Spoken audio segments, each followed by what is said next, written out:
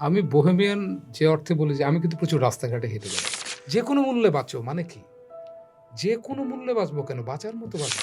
একটা বৌদ্ধ ভিক্ষু যে বনের ভিতরে খুব সারাদিন একবেলা খেয়ে থাকে, আমি আপনি বরং অনেক বড় কর্পোরেট জায়গায় থেকে কি তার চেয়ে বেশি সুখে আছি? আপনি যখন কোনো একটা ভিক্ষুককে রাস্তায় টাকা দেন, আপনি তার চোখের দিকে তাকায় দেখছেন কি পরিমাণ তার চোখের ভিতরে একটা হীনমন্যতা? ওই হীনমন্যতা তাকায় দেখা যায়? তাইলে আমাদের সবার পরিশ্রমের জিনিসের টাকা তুমি একা কেন পাচ্ছ? এটা আমার ভিতরে এক ধরনের তাড়না ফিল হয়। প্রকৃতি আমাকে এই তাড়নাটা দিছে যে, "তুই বল।" আমাকে একজন কবি হতে হলে যেমন আমাকে প্রচুর কবিতা পড়তে হবে, উপন্যাস পড়তে হবে, ফিলোসফির বই পড়তে হবে, প্রচুর কিছু পড়তে হবে। আমাকে মিউজিশিয়ান হতে হলেও ওইটা পড়তে হবে। কোনো প্রাপ্তির আশায় আর্ট করেন না এট লিস্ট।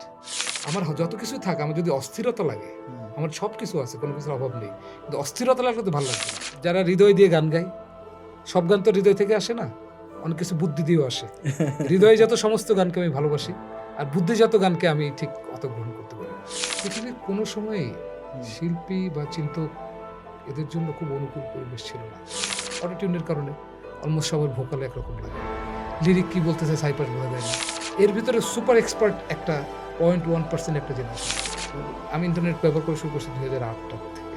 তার আগে আমি প্রচুর বই পড়তাম। এখনো পড়ি কিন্তু আগের তুলনায় কম।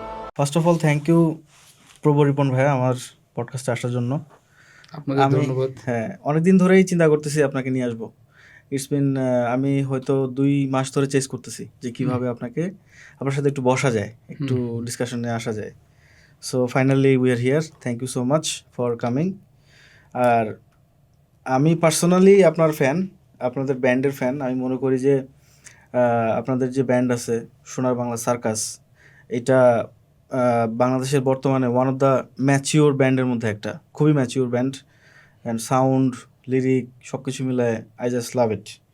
সো প্রথমে শুরু করি একটা উক্তি দিয়ে। আপনি হচ্ছে একটা ইন্টারভিউতে বলতেছিলেন যে আমি হচ্ছি প্রথমে বোহেমিয়ান, তারপর কবি, তারপর হচ্ছে গায়ক। হ্যাঁ, সো কবি গায়ক পার্ট উই নো, হ্যাঁ। বাট বোহেমিয়ান পার্টটা আমরা একটু কম জানি। আমরা কি আপনার মানে ওই ব্যাপারটা একটু জানবো, মানে আপনি কেন বোহেমিয়ান, বা আপনি আসলে প্রবর রিপন আপনি নিজেকে কিভাবে ডিফাইন করেন আর কি? আমি বোহেমিয়ান যে অর্থে বলি যে আমি কিন্তু প্রচুর রাস্তাঘাটে হেঁটে বেড়াই। আচ্ছা। আমাকে অনেকে নিষেধও করছে। এবার ছবি তুলতে হয় রাস্তায় এই সে আউট করে। কিন্তু আমাকে অনেকে নিষেধ করছে যে আপনাকে তো অনেক মানুষ ভালোবাসে। একটা ফেমডমের ব্যাপার-স্যাপার আছে। এভাবে রাস্তায় হেঁটে আপনি যদি এত সহজে মানুষের কাছে এভেলেবল হয়ে যান, সো আপনার তো ভ্যালু বাড়বে না। তা আমি তাকে বলছিলাম, "তুমি আমার সামনে দাঁড়িয়ে কি করো? তুমি সরো এখান থেকে। তোমার তো কেন তুমি আমার সামনে এই চা'র দোকানে বসে চা খাচ্ছ, এটা তো তোমার ভাল লাগতেছে না?" তো আমার যেটা হলো যে আমি তো যেহেতু প্রথমত বোহেমিয়ান, তারপরে কবি, তারপরে আমার বোহেমিয়ান সত্ত্বাই কবি হইছে এবং গায়ক হইছে। তো আমি যে রাস্তায় যদি হেঁটে না বেড়াই, আমি যেটা ৭ তলা বিল্ডিংয়ের ঘরের ভিতরে সারাদিন থেকে শুধুমাত্র বই, সোশ্যাল মিডিয়া, টেলিভিশন এগুলোতে যদি পৃথিবীর সাথে কানেক্টেড হই, এটা তো একটা এডিটেড জগৎ। আচ্ছা। সোশ্যাল মিডিয়া বলি বা টেলিভিশন বলি বা সেগুলো তো এডিটেড। হ্যাঁ। মানে আপনার ফেসবুকে তো মানুষ তার সবচেয়ে ভালো ছবিটাই দেয়। কিন্তু তার তো খারাপ মুহূর্তের ছবিও আছে, ওইটা তো আপনি দেখতে পাবেন না। তো আমি যদি এইগুলো দিয়ে পৃথিবীর সাথে কানেক্টেড হই, আমি তো আমার চারপাশের পৃথিবীকে দেখতে পাচ্ছি না। তো আমি যদি রাস্তায় হেঁটে বেড়াই, হেঁটে না বেড়াই, এই যে একটা মানুষ বিষণ্ণ হয়ে ফুটপাতে বসে আছে। একটা মেয়ে প্রেমের দুঃখে হয়তো প্রেমিকের সাথে তার এখনই ঝগড়া হইছে। সে রাস্তা দিয়ে চলে যাচ্ছে রিক্সায় চড়ে। বা একটা লোক সারাদিন খেতে পায়নি। বা একটা ধনী খুব একটা দামি গাড়ির গর্ব নিয়ে সে রাস্তা দিয়ে হেঁটে যাচ্ছে। এই যে বিচিত্র ধরনের কিছু ঘটে পৃথিবীতে, এই ঘটনাগুলোর সাথে যদি আমি প্রতিদিনভাবে কানেক্টেড না থাকি, তাহলে আমি কী নিয়ে গান লিখব, কী নিয়ে কবিতা লিখব?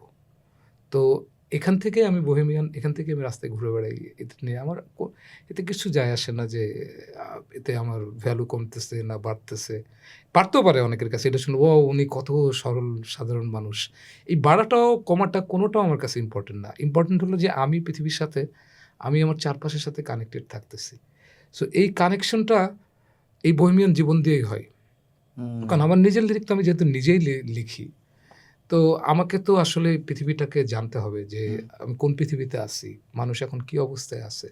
একটা দোয়েল পাখি এখন এই ঢাকা শহরের এই ভিড়ের ভিতরে কিভাবে বিপন্ন হয়ে সে উড়ে যাচ্ছে, বা একটা কাক আর কোনো ডাস্টবিন খুঁজে পাচ্ছে না, এই যে যে বা একটা ঘেউ কুকুর রাস্তার পাশে না খেতে পেরে কাতরাচ্ছে, বা একটা বিড়াল, একটা ছোট্ট মেয়ের কোলে, একটা পথশিশুর কোলে একটা বিড়ালের বাচ্চা খুব আনন্দে আছে, এই যে যে জিনিসগুলো, এটা আমাকে তো এখান থেকে এগুলোই আমার গানে আসে, এগুলো আমার কবিতাতে আসে। তো এই জিনিসগুলোর সাথে কানেক্টেড হওয়ার জন্য বোহেমিয়ান হতে হয়। আর বোহেমিয়ানের উল্টে কি গৃহী, ওই যে একটা, ওই যে বললাম ৭ তারা ঘরের ভিতরে থাকে, বা একটা ফিল্মডোমের ভিতরে নিজেকে আটকায় রাখে।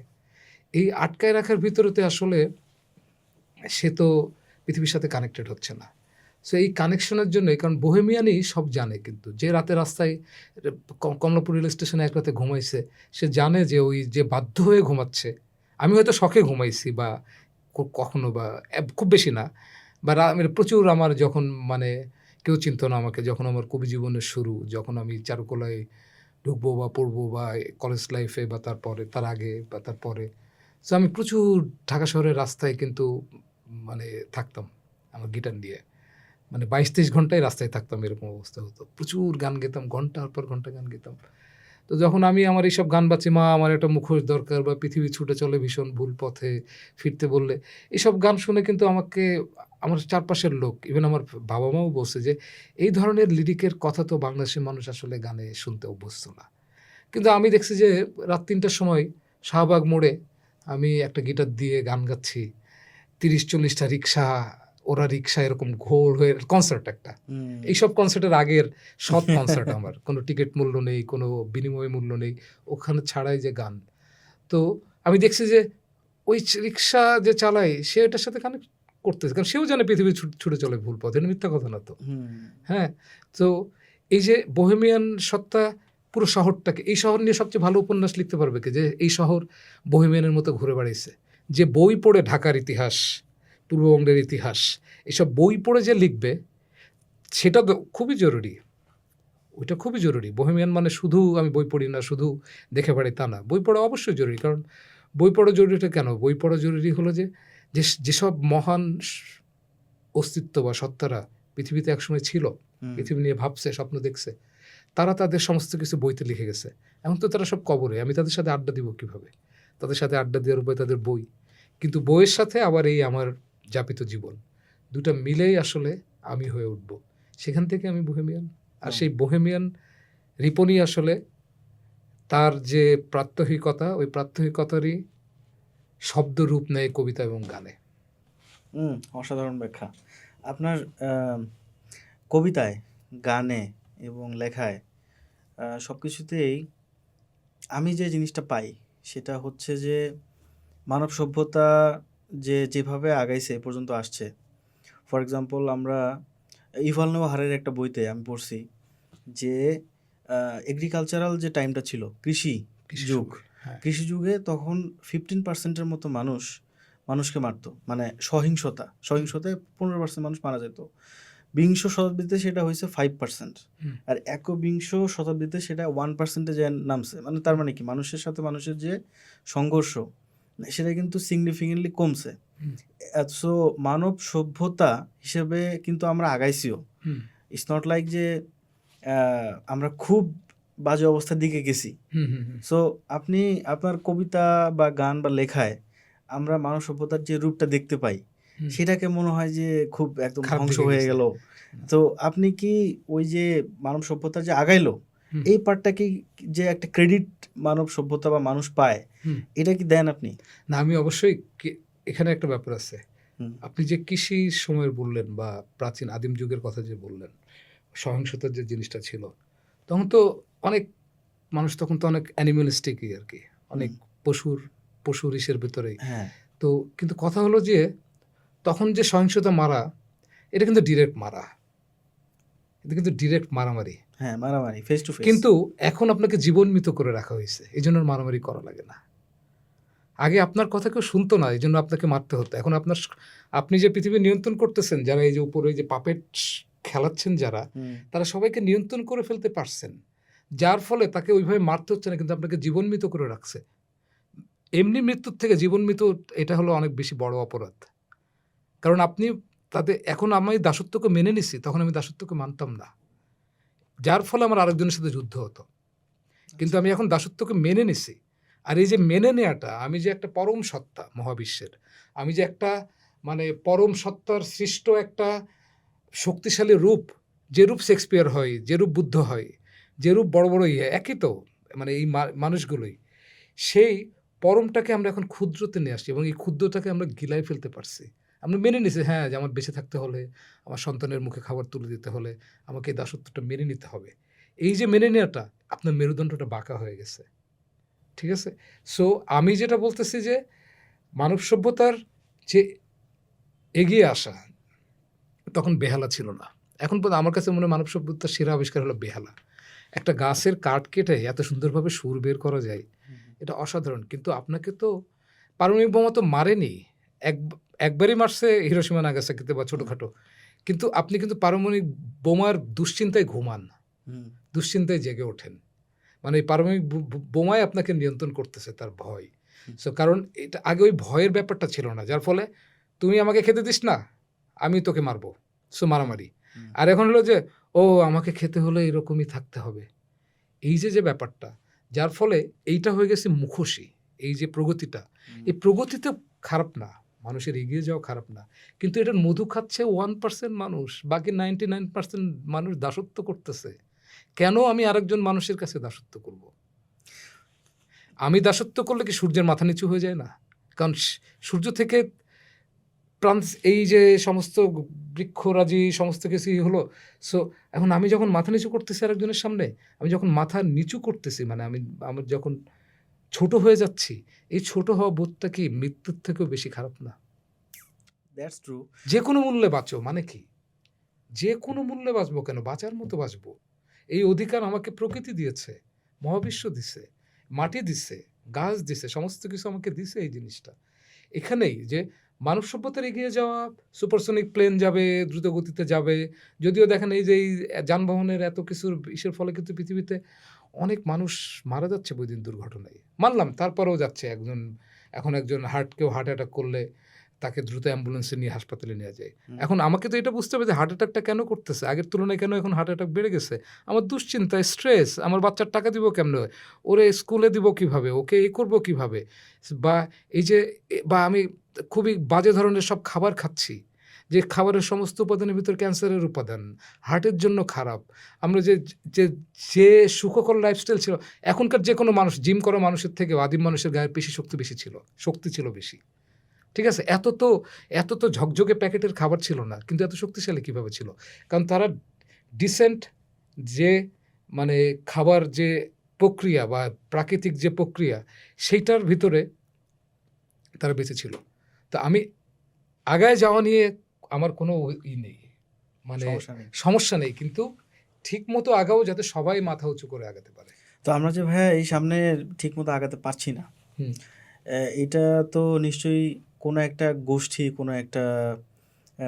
কোনো একটা সার্টেন চিন্তা ভাবনার মানুষের কারণে হচ্ছে।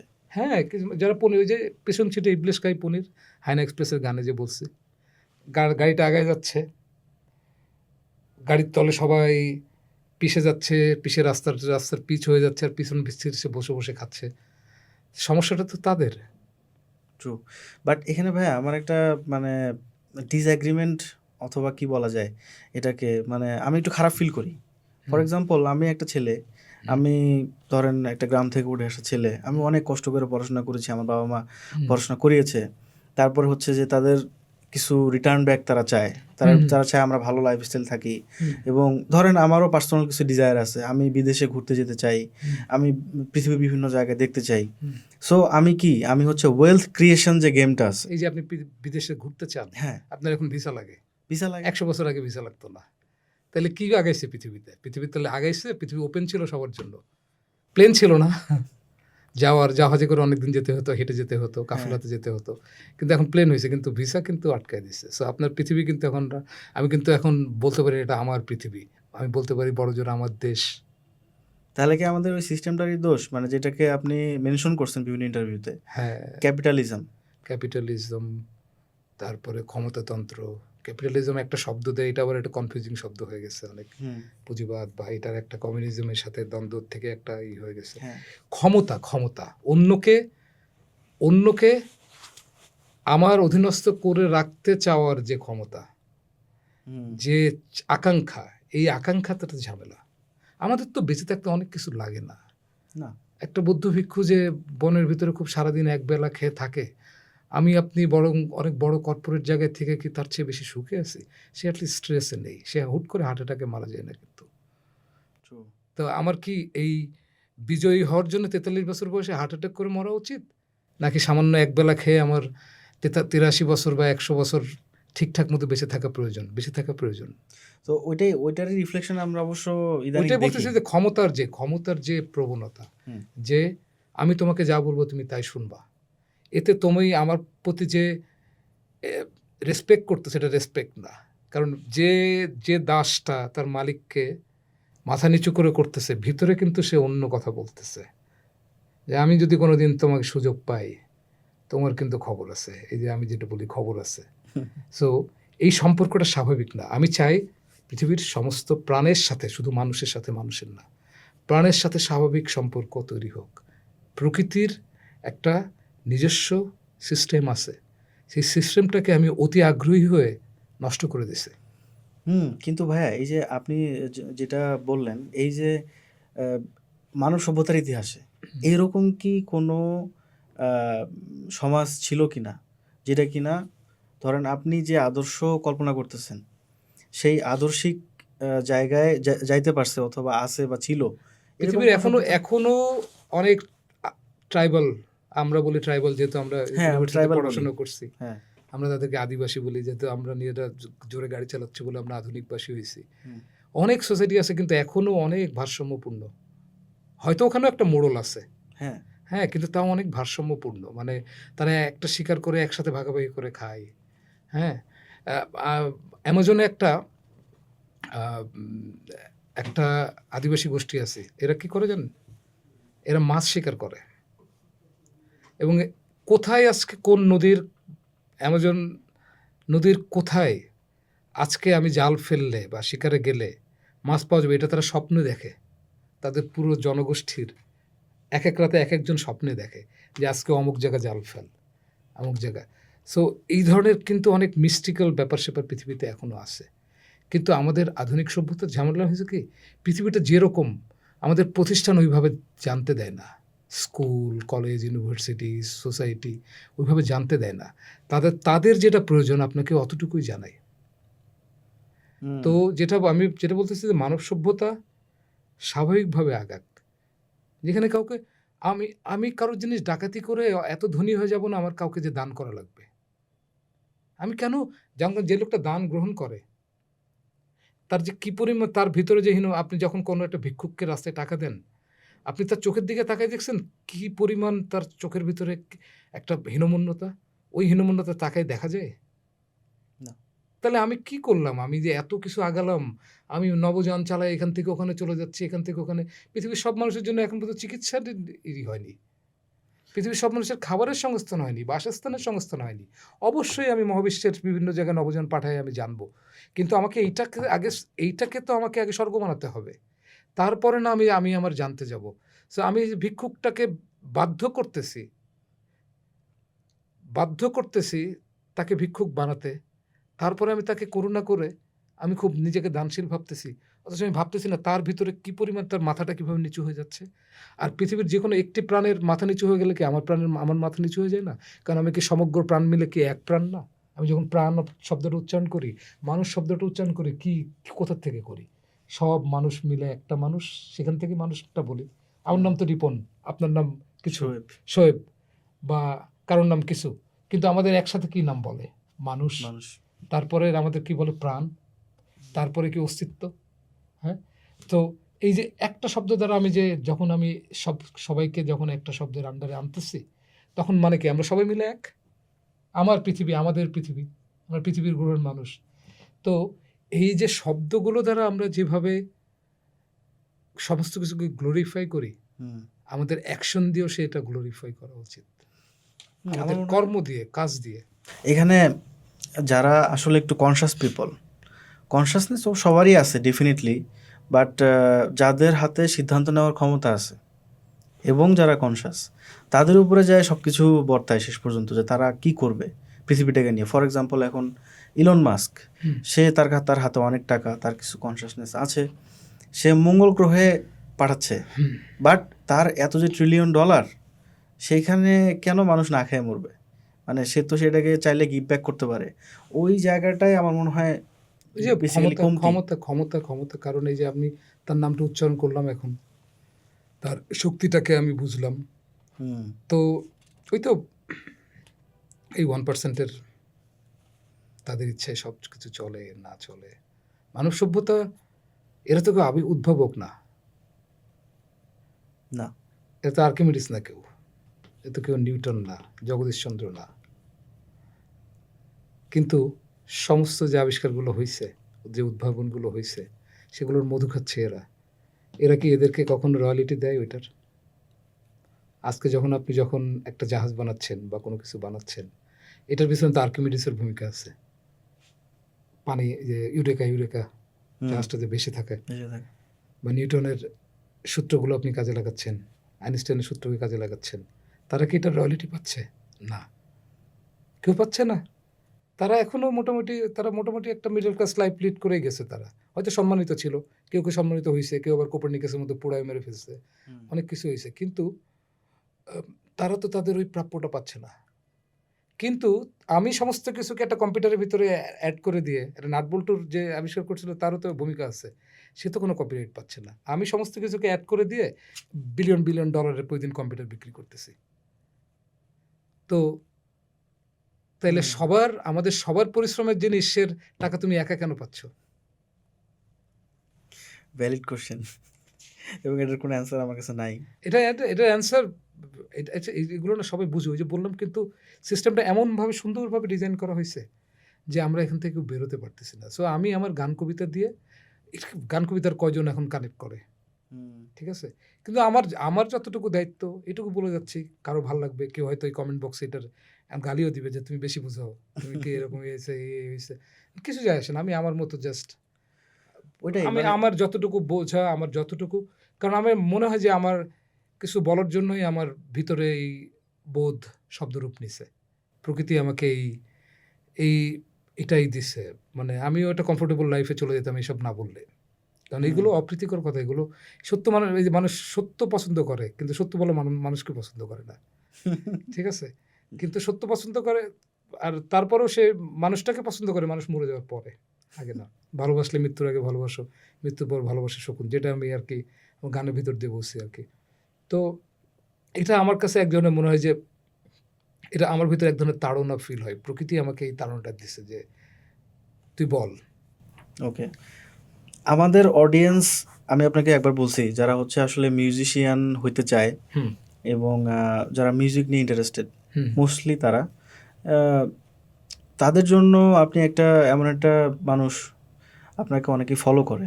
হুম, সো এখন যারা মিউজিকে আসতে চাচ্ছে হুম, অথবা আসতে চাচ্ছে না, মিউজিকে ইন্টারেস্টেড, গান শোনে, হুম, হুম, ইউনিভার্সিটি স্টুডেন্টস অথবা হুম, যারা হুম, এক্সিকিউটিভস বাংলাদেশের, হুম, তো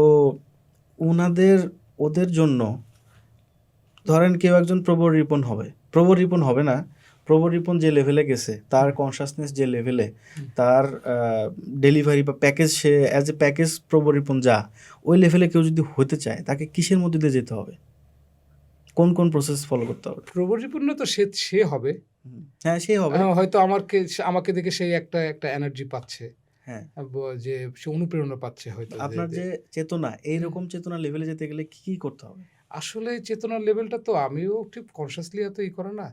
তবে আমি যেটা বলি যে, এই সোশ্যাল মিডিয়ার যুগে মানুষ অনেক বেশি ফাঁপা হয়ে যাচ্ছে কিন্তু, কারণ টু মাচ ইনফরমেশন। হ্যাঁ, আপনি ধরেন আগে কেউ মারা গেলে মন খারাপ হতো, কারো জন্মদিন হলে আনন্দ হতো। প্রতিদিন সকালবেলা ঘুম থেকে উঠেই আপনি ফোন নিয়ে দেখতেছেন যে অমুকের ৩ জনের জন্মদিন, ৩ জন মারা গেছে। সেটা আপনি যদি নন স্টপ দেখতে থাকেন, প্রতিদিন দেখতে থাকেন, সে আপনি একসময় অনুভূতি ভোতা হয়ে যাবে না? অনুভূতি স্বাভাবিক। ভোতা হয়ে যাবে। তো সোশ্যাল মিডিয়ার মানে ইন্টারনেটের এই প্রসারগুলো অনেক ভালো, অনেক কিছু অনেক সহজে পাওয়া যায়। যেটা আমাদের একটা গান শুনতে জান বের হয়ে যেত। এক ভাইয়ের বাসায় গিয়ে ২ দিন বসে আছি, ১টা হুম, ২টা সিডি দিবে। এটা নে পিঙ্ক ফ্লয়েডের dark side of the moon শোন। হ্যাঁ, ২ টা গান শোনায় আবার বলল, "এই যা নিচ থেকে সিগারেট কিনে নেই।" হ্যাঁ, তারপরে হ্যাঁ, দিল, বা আবার কোথা থেকেই করতে হবে, ও করতে হবে, ও করতে হবে। তো এখন অনেক সহজ হয়ে গেছে। সহজ হওয়ার ফলে কমে গেছে মানুষের। মানে জিনিসটার প্রতি যে অ্যাফিনিটি। তীব্রতা কমে গেছে, কারণ খুব সহজে পেয়ে যাচ্ছে তো।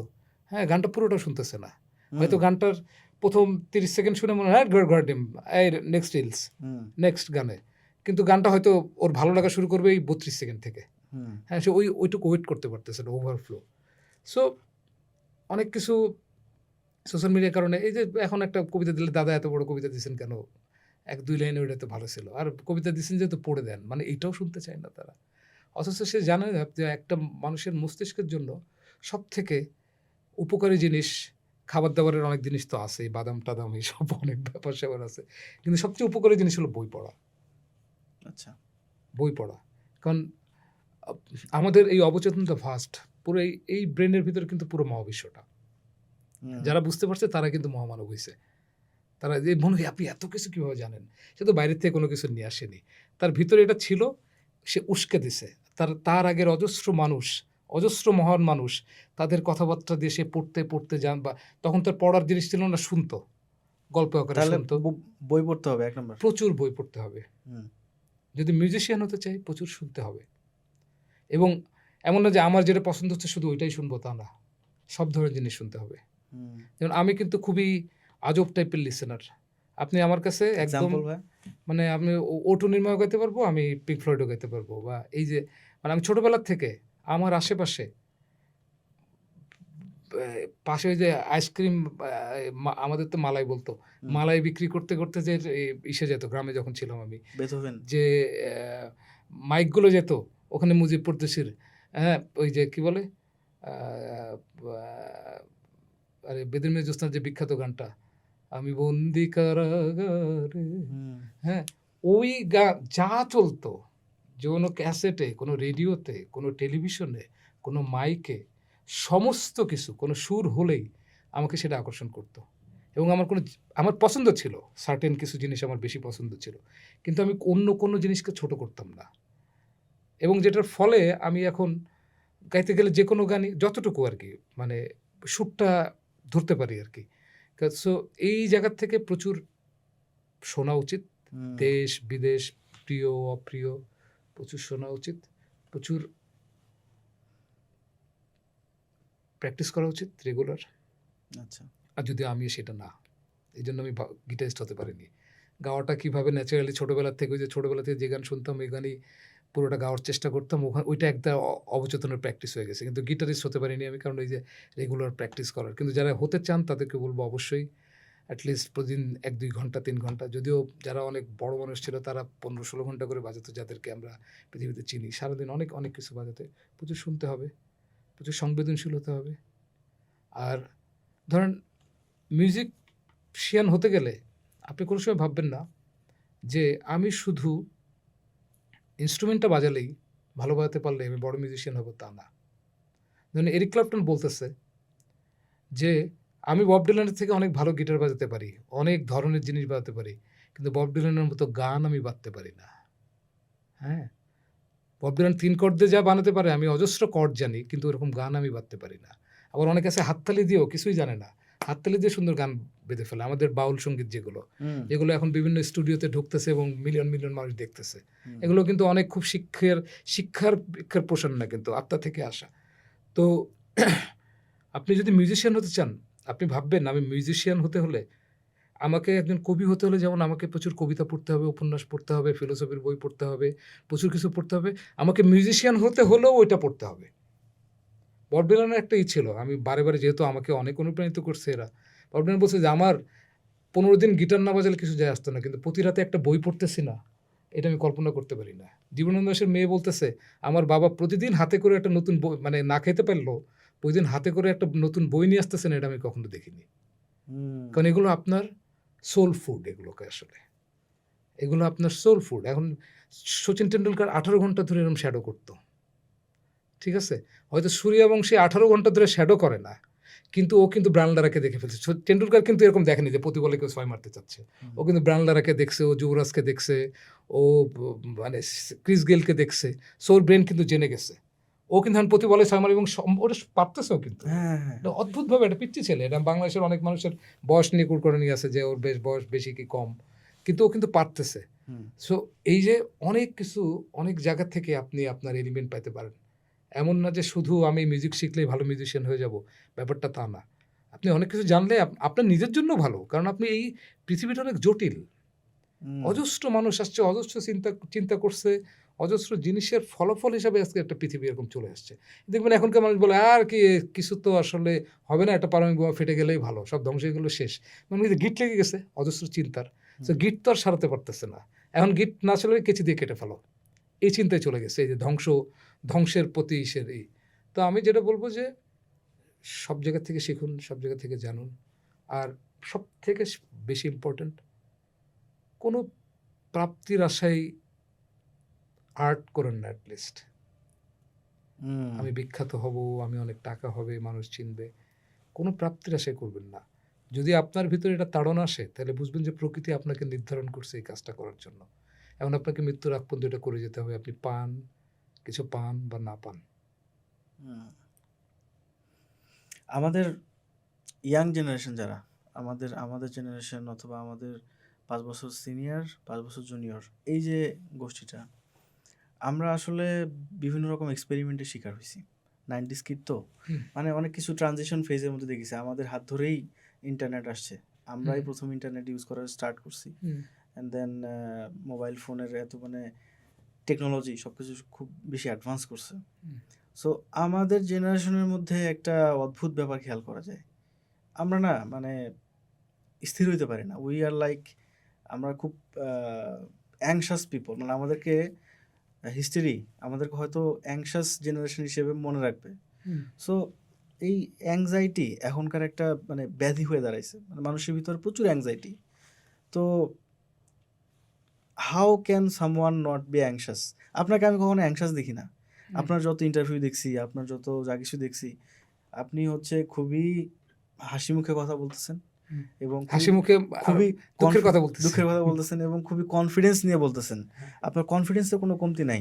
হুম। So how can someone go in that phase?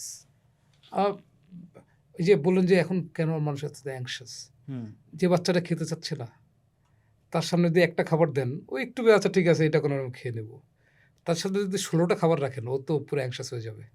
আমাকে ১৬ টা খাইতে হবে। সো আমাদের এই যে বললাম না ইনফরমেশনের ওভারফ্লো, অনেক ইনফরমেশন, প্রতিটা স্ক্রলে ইনফরমেশন এবং কোনোটাই মাথায় দাঁড়াচ্ছে না। হ্যাঁ? তার মানে আমাদেরকে প্রত্যেকটা ফিল্টার করতে হবে। একটা জাঙ্কি হয়ে যাচ্ছে। সো আমাদেরকে দম নিয়ে যে নিজের দিকে তাকানো, হুম, আপনি পাশ্চাত্যের লোকরা যোগ ব্যায়ামকে বলে ইয়োগা। ইয়া, হ্যাঁ? ওরা তো কখনো ইউরোপের লোকজনের যে ৯ মাস বরফ পড়ে তো ওদের তো যোগ ব্যায়াম করার টাইম ছিল না আসলে।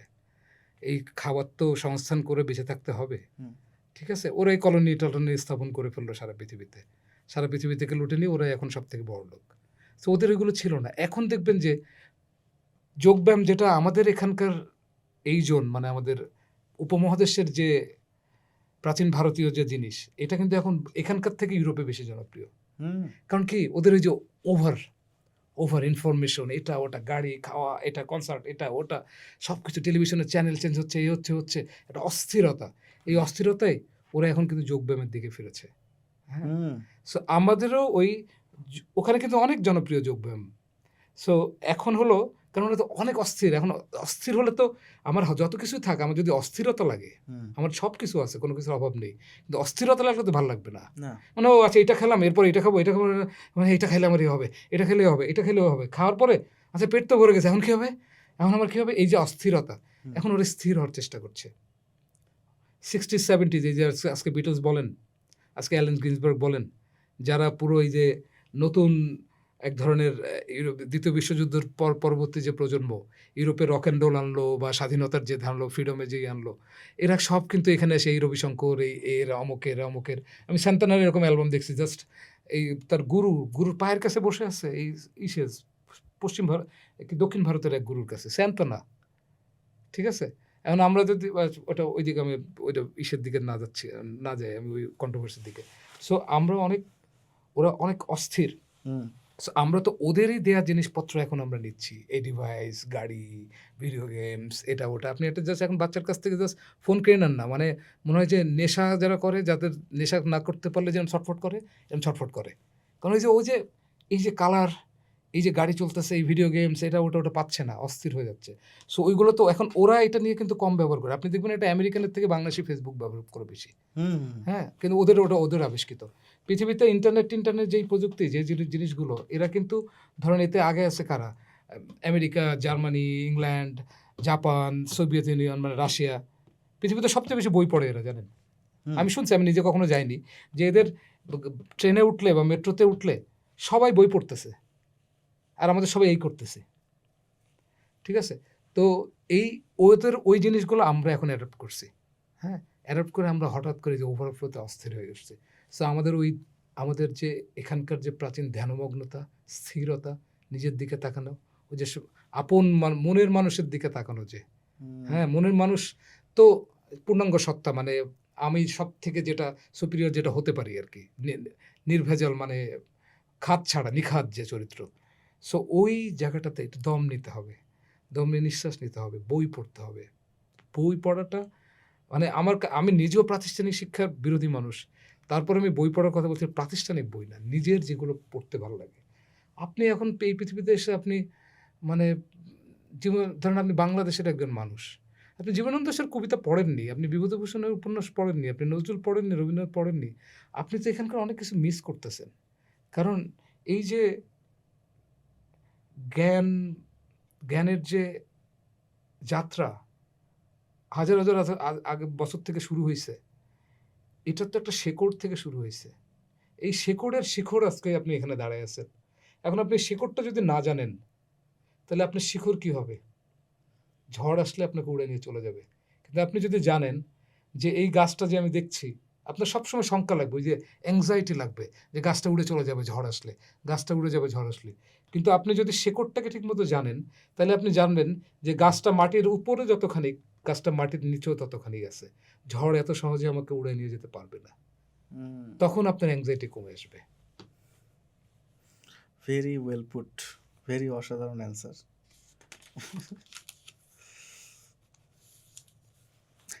আপনার যে আপনার ব্যান্ড মেম্বার যারা আছেন, আপনার ব্যান্ডটা খুবই একটা ভার্সেটাইল ব্যান্ড হয়ে গেছে। আপনি অলরেডি বলতেছিলেন যে এখানে এটা আমার প্রাকৃতিক উপহার। প্রাকৃতিক উপহার। এটা আমার মিউজিকের প্রতি ভালোবাসার উপহার। আমার কোশ্চেনটা অন্য জায়গায়, সেটা হচ্ছে যে আপনি তো নিজের মতো করে একটা ব্যান্ড বানানোর চেষ্টা করছেন, বা আপনি আগাইছেন আপনার মতো করে। এখন একটা জায়গায় কিছু একটা হয়েছে, আপনাদের 2টা অ্যালবাম হয়েছে। সো এখন যে অবস্থায় আছে, এটা তো আমরা জানি। আপনি কি স্যাটিসফাই? আপনি কি কোনো রুম অফ ইমপ্রুভমেন্ট দেখতে পান আপনাদের ব্যান্ডের? আমার ব্যান্ড নিয়ে তো আমি স্যাটিসফাইড, কিন্তু আমি ব্যক্তিগত হিসেবে, শিল্পী হিসেবে কখনো মানে স্যাটিসফাইড না। কারণ স্যাটিসফ্যাকশন শব্দটা হলো গ্রোথের অ্যান্টাই, গ্রোথের বিপরীত। তৃপ্ত মানেই শেষ। আচ্ছা। এই যে অপার মহাবিশ্বের এত চিন্তা, এত কিছু, এর কতটুকু আমি বলতে পারছি, কতটুকু জানতে পারছি? কিছুই আমি জানাতে পারছি, সামান্যই পারছি। সো তৃপ্তি তো আমার এখানে আসার কথা না। কিন্তু আমি আমার ব্যান্ড মেম্বারদের যে মানে মানে যে as a band as a band যেভাবে কাজ করতেছি, অবশ্যই অনেক তৃপ্ত। পুরোটা তৃপ্ত আমি কেমনে হইবে? এটা তো পুরো তো তৃপ্তি জিনিসটা শ্রোতা হিসাবে হয়। ধরুন আমি কবির সুমনের একটা গান বা জেমস ভাইয়ের একটা গান শুনে আমি যতখানি তৃপ্ত হইছি, উনার কাছে জিজ্ঞেস করলে উনি কিন্তু অতখানি তৃপ্তি বলতে পারবেন না। সো এটা একটা অতৃপ্তর ব্যাপার, তো এটা এটা তো থাকেই। তো কিন্তু আমার ব্যান্ড, আমি খুব কিছু ভালো, কেমন মিউজিশিয়ান অন্যরা বলবে, তারা কেমন মিউজিশিয়ান, কিন্তু আমি অনেকগুলো ভালো মানুষের সাথে আছি, যাদের ফুল লাইফে তারা ডেডিকেট করছে মিউজিকের জন্য। এরা কেউ আলাদা কাজ করে না, কোনো কিছু করে না, এই music music music. And which is very rare, মানে একজন দুবাই থেকে, ইংল্যান্ড থেকে, আমেরিকা থেকে এসে বাংলা গান করছে, হ্যাঁ, বাংলা গানের একটা ব্যান্ডে তারা আছে, হ্যাঁ। এটা খুবই রেয়ার। এবং আমার থেকে আমার ব্যান্ডকে তারা বেশি ভালোবাসে। আমার থেকে আমার ব্যান্ডকে বেশি ভালোবাসে। আসলে যেটা হয়েছে, ওই যে বললাম না যে আমি কিন্তু ভাবি না একজন আমেরিকান, একজন ব্রিটিশ, আমি প্রায় পৃথিবীর মানুষ, তাদের জীবন বাস্তবতায় তারা এখানে আসছিল। এই মিউজিকটা তাদের কোনোভাবে তাদের সাথে তাদেরকে ভাল লাগছিল। হয়তো আমি যতটুকু তাদের কাছে বুঝি, যে আমি যেভাবে নিজেকে আগ্নেয়গিরির মতো এক্সপ্লোর করি, কোনো ধরনের হেজিটেশন ছাড়া, এই যে আপনি একটাকে বললেন কনফিডেন্স, কারণ আমি যদি এই যে আজকে আমি কথা বলবো, এটা নিয়ে আমি অনেক ভাবলে আমার মাথা আটকে যেত। আমি ভাবলাম কি, এটা তো আমি চার দোকানে বসে আপনার সাথে আড্ডা দিতে পারতাম। হুম। সেটা আমি নাম দিয়ে দিচ্ছি এখন পডকাস্ট, আমার টেলিভিশন ইন্টারভিউ। হ্যাঁ। সো ওই ন্যাচারাল ওই জিনিসটা থাকলেই আপনার এই জিনিসটা চলে আসবে। তো আমি যখন আমার গান গাওয়ার সময় হয়তো অনেকে দেখে, হুম। অনেকে যেটা পছন্দও করে, অনেকে অপছন্দ। রক মিউজিকের সবচেয়ে মজার কি বিষয় জানেন? আমি সেদিন একজন বলছেন যে রকস্টার কি? আমি বলি, যার একই সাথে অনেক মানুষ ভালোবাসে এবং একই সাথে অনেক মানুষ ঘৃণা করে, এগুলো রকস্টার। হুম। সো আমি দেখছি ওই ভিডিওটা আপনার। হ্যাঁ, না ভিডিও না। আমি একজনের সাথে আলাপ করছিলাম, ছোট আচ্ছা, ভাইয়ের সাথে। ও আপনার আমাকে জিজ্ঞেস করছে, ভাই রকস্টার কি? একটা রিলস ছিল আপনার যে আপনি বলতেছিলেন যে জেমস ভাইকে যায় বলো তো যে ও ওটা লাইভের, হ্যাঁ, হ্যাঁ, ওইটা হলো যে লাইভে। লাইভে অনেকে খোঁচায় না। এখন ওইটাগুলো আমি নিয়ন্ত্রণ করার চেষ্টা করতেছি। কারণ ও, আমি দেখছি যে অনেক ছেলেপেলে স্রেফ একটু ওই যে ওকে নিয়ে কথা বলতেছি, হুম। হ্যাঁ, ওতে খুশি হয়ে যাচ্ছে বলে একটা নেগেটিভ একটা কমেন্ট দিয়ে দিল। হ্যাঁ, একটা বাকি কি করতেছেন এটা এরকম। সো আমি যেটা বলছি, রকস্টার হলো যে যাকে অনেক মানুষ পছন্দ করে, হুম। অনেক মানুষ অপছন্দ করে, কিন্তু সেই লোকটা কারো পছন্দ অপছন্দ এটা নিয়ে একটাই ভাবে না। সে তার নিজেকে, নিজের ভেতরটাকে বের করে আনার জন্য সে চেষ্টা করে যাচ্ছে। তো ওইটা ওনাদের ভাল লাগছে অনেক বেশি, যে আমি আম মার্কেটে কি চলছে, কোন ধরনের লিরিক লিখলে অ্যা অ্যাম মেয়েরা শুনবে বেশি, আর মেয়েরা শুনলে আবার সাথে ছেলেরাও পছন্দ করবে। যেহেতু হুম। প্রেমিকা পছন্দ করলে প্রেমিক পছন্দ করতে বাধ্য। কিন্তু প্রেমিক পছন্দ করলে প্রেমিকা নাও পছন্দ করতে পারে। সো এই যে এইসব যে ডায়নামিক্স। যে ডায়নামিক্স, যে এই ডায়নামিক্স এর যে ব্যাপারগুলো, এই ব্যাপারগুলো নিয়ে আমি খুব বেশি ভাবি না। আমার যেটা অনুভূতি হয় সেটা আমি লিখি। আর গান গাওয়ার সময় আমি খুবই, আমার কোনো মিউজিকের প্রথাগত শিক্ষা নেই। আমি বলতে পারব না এটা আমি কোন নোটটা কেমনে করে কি করলাম এটা আমি জানি না। আমি গান গাওয়ার অনেক পরে জানছি আমার গলায় নাকি ভাইব্রেটো ভালো। এখন আমি জানতামই না ভাইব্রেটো বলে জিনিস কিছু আছে। হুম। ঠিক আছে? আমি ওই যে ছোটবেলায় এলভিস প্রিসলির গলা আর কিশোর কুমারের গলা নকল করতাম। হুম, হুম, হুম। সো এলভিস প্রিসলির গলায় তো অনেক maybe I didn't treat you বা লা লা লা লা লা লা লা লা লা লা লা লা লা লা লা, এটা ই হচ্ছে না। তো ওই জিনিসগুলো করতে, করতে এগুলো হয়ে গেছে আরকি। তো এরা আমার ওইটা পছন্দ করছে। যে একটা মানুষ নিজের ভিতরে যেটা আছে, সেটা হয়তো সে বাইরে অনেক ঠান্ডা থাকবে। স্টেজে গেলে সে সব প্রকাশ করে দিচ্ছে। হ্যাঁ? বাইরে টেরই পাবো না যে এই লোকটা একটু পরে এরকম করবে। কিন্তু স্টেজে গেলে এইখান থেকে, আর তাদেরকেও আমার অনেক ভাল লাগছে। কারণ তারা আমার এই যে এক্সপ্রেশন, এই এক্সপ্রেশনটাকে তারা আস্কারা দিছে এবং তারা এই এক্সপ্রেশনটাকে তারা আ উম আ কি বলে যে তাদের ভাল লাগছে। আমার ওটা যেমন আমি আগে আমার একটা ব্যান্ড ছিল, মনুসরণের অনুসরণী। নাম। হ্যাঁ। বন্ধুদের সাথে করার চেষ্টা করছি। কিন্তু ওইটা ঠিক মানে একটা গান সুন্দর, সবারই গানই সুন্দর। মানুষের অনেকের ভাল লাগতো। একটা ছোট পরিসরের ভিতরে মানুষজন অনেক পছন্দ করত। কিন্তু মানে আমার চিন্তা ছিল আরেকটু বড় স্টেজে, যে এখন সোনা বাংলা সার্কাস নিজের বড় স্টেজে পুরো ফুল থিয়েট্রিক্যাল এর মাধ্যমে যে আমি জিনিসটাকে রিপ্রেজেন্ট করতেছি। হুম। সেটা এখন শুধু যদি আমি স্টেজে শুয়ে পড়ি এবং আমার গিটারিস্ট ঠিক মতো বাজাচ্ছে না বা ড্রামস ঠিক মতো বাজতেছে না, তাই তো মানুষ হাসাহাসি করবে ওইটা। হুম, হুম, হুম। কিন্তু যখন দেখবে সবকিছু ঠিক, এর মাঝখানে একটা লোক যুদ্ধে মরা সৈনিকের মতো স্টেজে শুয়ে কাঁদতেছে, তখন কিন্তু ওইটা সে বিশ্বাসযোগ্য হয়ে উঠবে। হ্যাঁ। সো এই বিশ্বাসযোগ্যতায় জায়গাটাতে আমি একটু, আমার মিসিং ছিল আগে। মানে ওই ওই সাপোর্টটা দেয়ার বুঝতে যে পারছি। ব্যাপারটা আরকি। ওই হয়ে ওঠার ব্যাপারটা। আমি ১ম যেদিন পান্ডু ভাইয়ের সাথে এক জায়গায় জ্যামিং করতেছি, আনুশের থ্রুতে তো বাংলাদেশে আসা পান্ডু ভাইয়ের। আনুশে একটা কনসার্টে নিয়ে আসছে। আনুশে বলে, "তোমার তো ব্লুজ অনেক পছন্দ। আমার একটা ফ্রেন্ড আসছে আমেরিকা থেকে। ওদের ব্যান্ড জ্যাজমিন নিয়ে তুমি এটা দেখতে আসো।" তো আমি গেছি ওখানে। গিয়ে আমি তো ১ম মানে ব্লুজ লাইভ কিছু আমেরিকান মিউজিশিয়ানের ৪-৫ জন মিউজিশিয়ানের দেখতেছি। তারপরে একদিন পান্ডু ভাই ওরকম একটা জায়গায় গেছে যে, "হ্যাঁ, আসো আমরা একদিন জ্যামিং করি।" তো ওখানে আমি আমার নাম অশোক গানটা গাচ্ছি। আচ্ছা। এবং উনি, আমি এক জায়গায় দেখি পান্ডু ভাই আমি বললাম, এইটাই তো। আমি তো উনাকেই খুঁজছিলাম যে আমার মানে দুজন মিলে এক হয়ে যাব যেটা। হুম, হুম, হুম। সো ওইটা হয়ে যাওয়াতে এই মানুষগুলো সেরকমই। কেউ কিন্তু আমাকে কখনো, আমরা কিন্তু কেউ কখনো বলি না, "এটা আপনি অনেক খারাপ করে ফেলছেন আজকে, এটা করছেন, ওটা করছেন।" একটু যদি কারোর যদি হয়, "ও আজকে তুমি একটু বোধহয় বেশি ক্লান্ত ছিলা, একটু ঠিকমতো ঘুমাও, কারণ স্টেজে তোমার এনার্জিটা একটু কম ছিল।" এই। তাছাড়া যে তুমি কি করবা, আমরা এই করব, এটা করব, ওরকম কোনো ব্যাপার থাকে না। আমরা জাস্ট যাই, নিজেদেরকে বিস্ফোরিত করি স্টেজের উপরে। সো এখান থেকে এই মানুষগুলোকে পাইছি। আর অনেকে বলে যে আমি কেন বিচিত্র জায়গার এরকম মিউজিশিয়ান পাইলাম। আমার মনে হয় যে ওই যে আমি স্ট্রাগল করতেছিলাম, যাদের চাচ্ছি তাদের পাচ্ছি না। প্রকৃতি আমাকে এসে মেলাই দিছে। যে দেখ ন্যাচারাল সিলেকশন। যে হ্যাঁ, ন্যাচারাল যে এই যে দিয়ে দিলাম, এবার কি করবি কর। ওকে, করতেছি এই তো।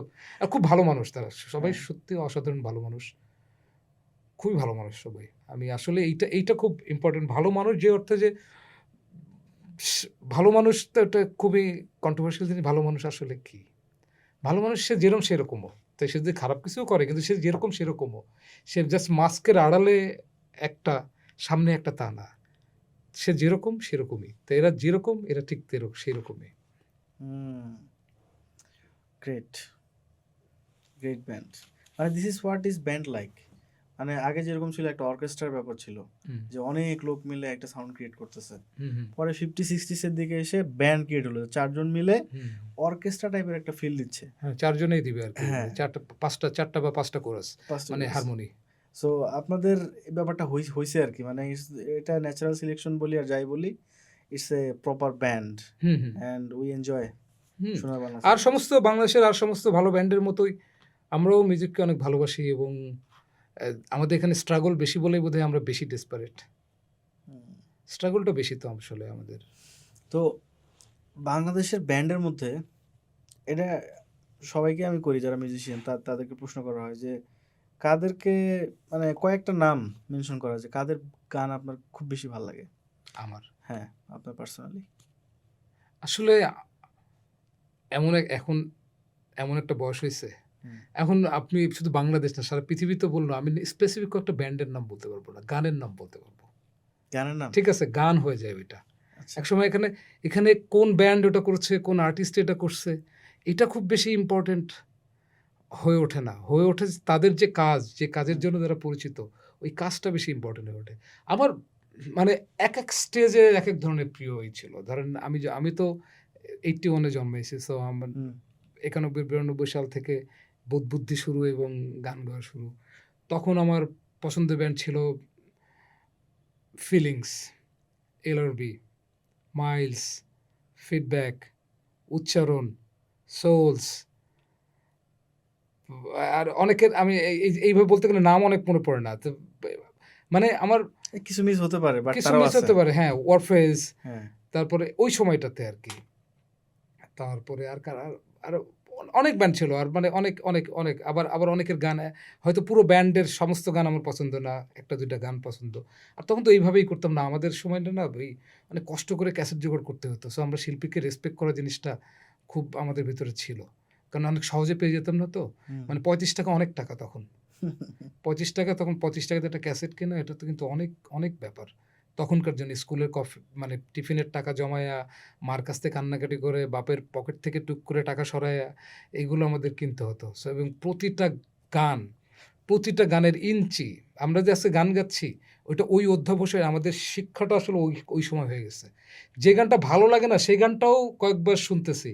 শুনে কোথায় কি বাজলো, কি না বাজলো, কোথায় ঠিকমতো শুনতেছি এবং যেহেতু গ্রামে ছিলাম, শহরের জীবনের প্রতি আরেকটা অপার মুগ্ধতা ছিল যে এই ব্যান্ডগুলো, এই যে শাফিন ভাইয়ের একদিন বলতেছিলাম, "শাফিন ভাই, আপনাদের ওই যে 'প্রত্যাশা' অ্যালবামে আপনি যে এই যে আপনারা এয়ারপোর্টের ইসের উপরে দাঁড়াইছিলেন, আমি কতবার যে ওই ছবি দেখছি।" বা এই যে কমল ভাই বা বাবনা ভাই বা টিপু ভাই, তারপরে কি বলে যে রাসেল ভাই, এই যে ওয়ারফেজের এই যে সবাই যে মানে তখনকার আছে না আমি আর যেহেতু গ্রামে কি মুগ্ধ হয়ে তাকায় থাকতাম বা ফিডব্যাকের একটু বাঙালিয়ানা পোশাক, হ্যাঁ? সো বা এই যে সমস্ত কিছু বা জেমস ভাইয়ের তো আছেই হুম, তার হুম, বোহেমিয়ান ঘোড়া।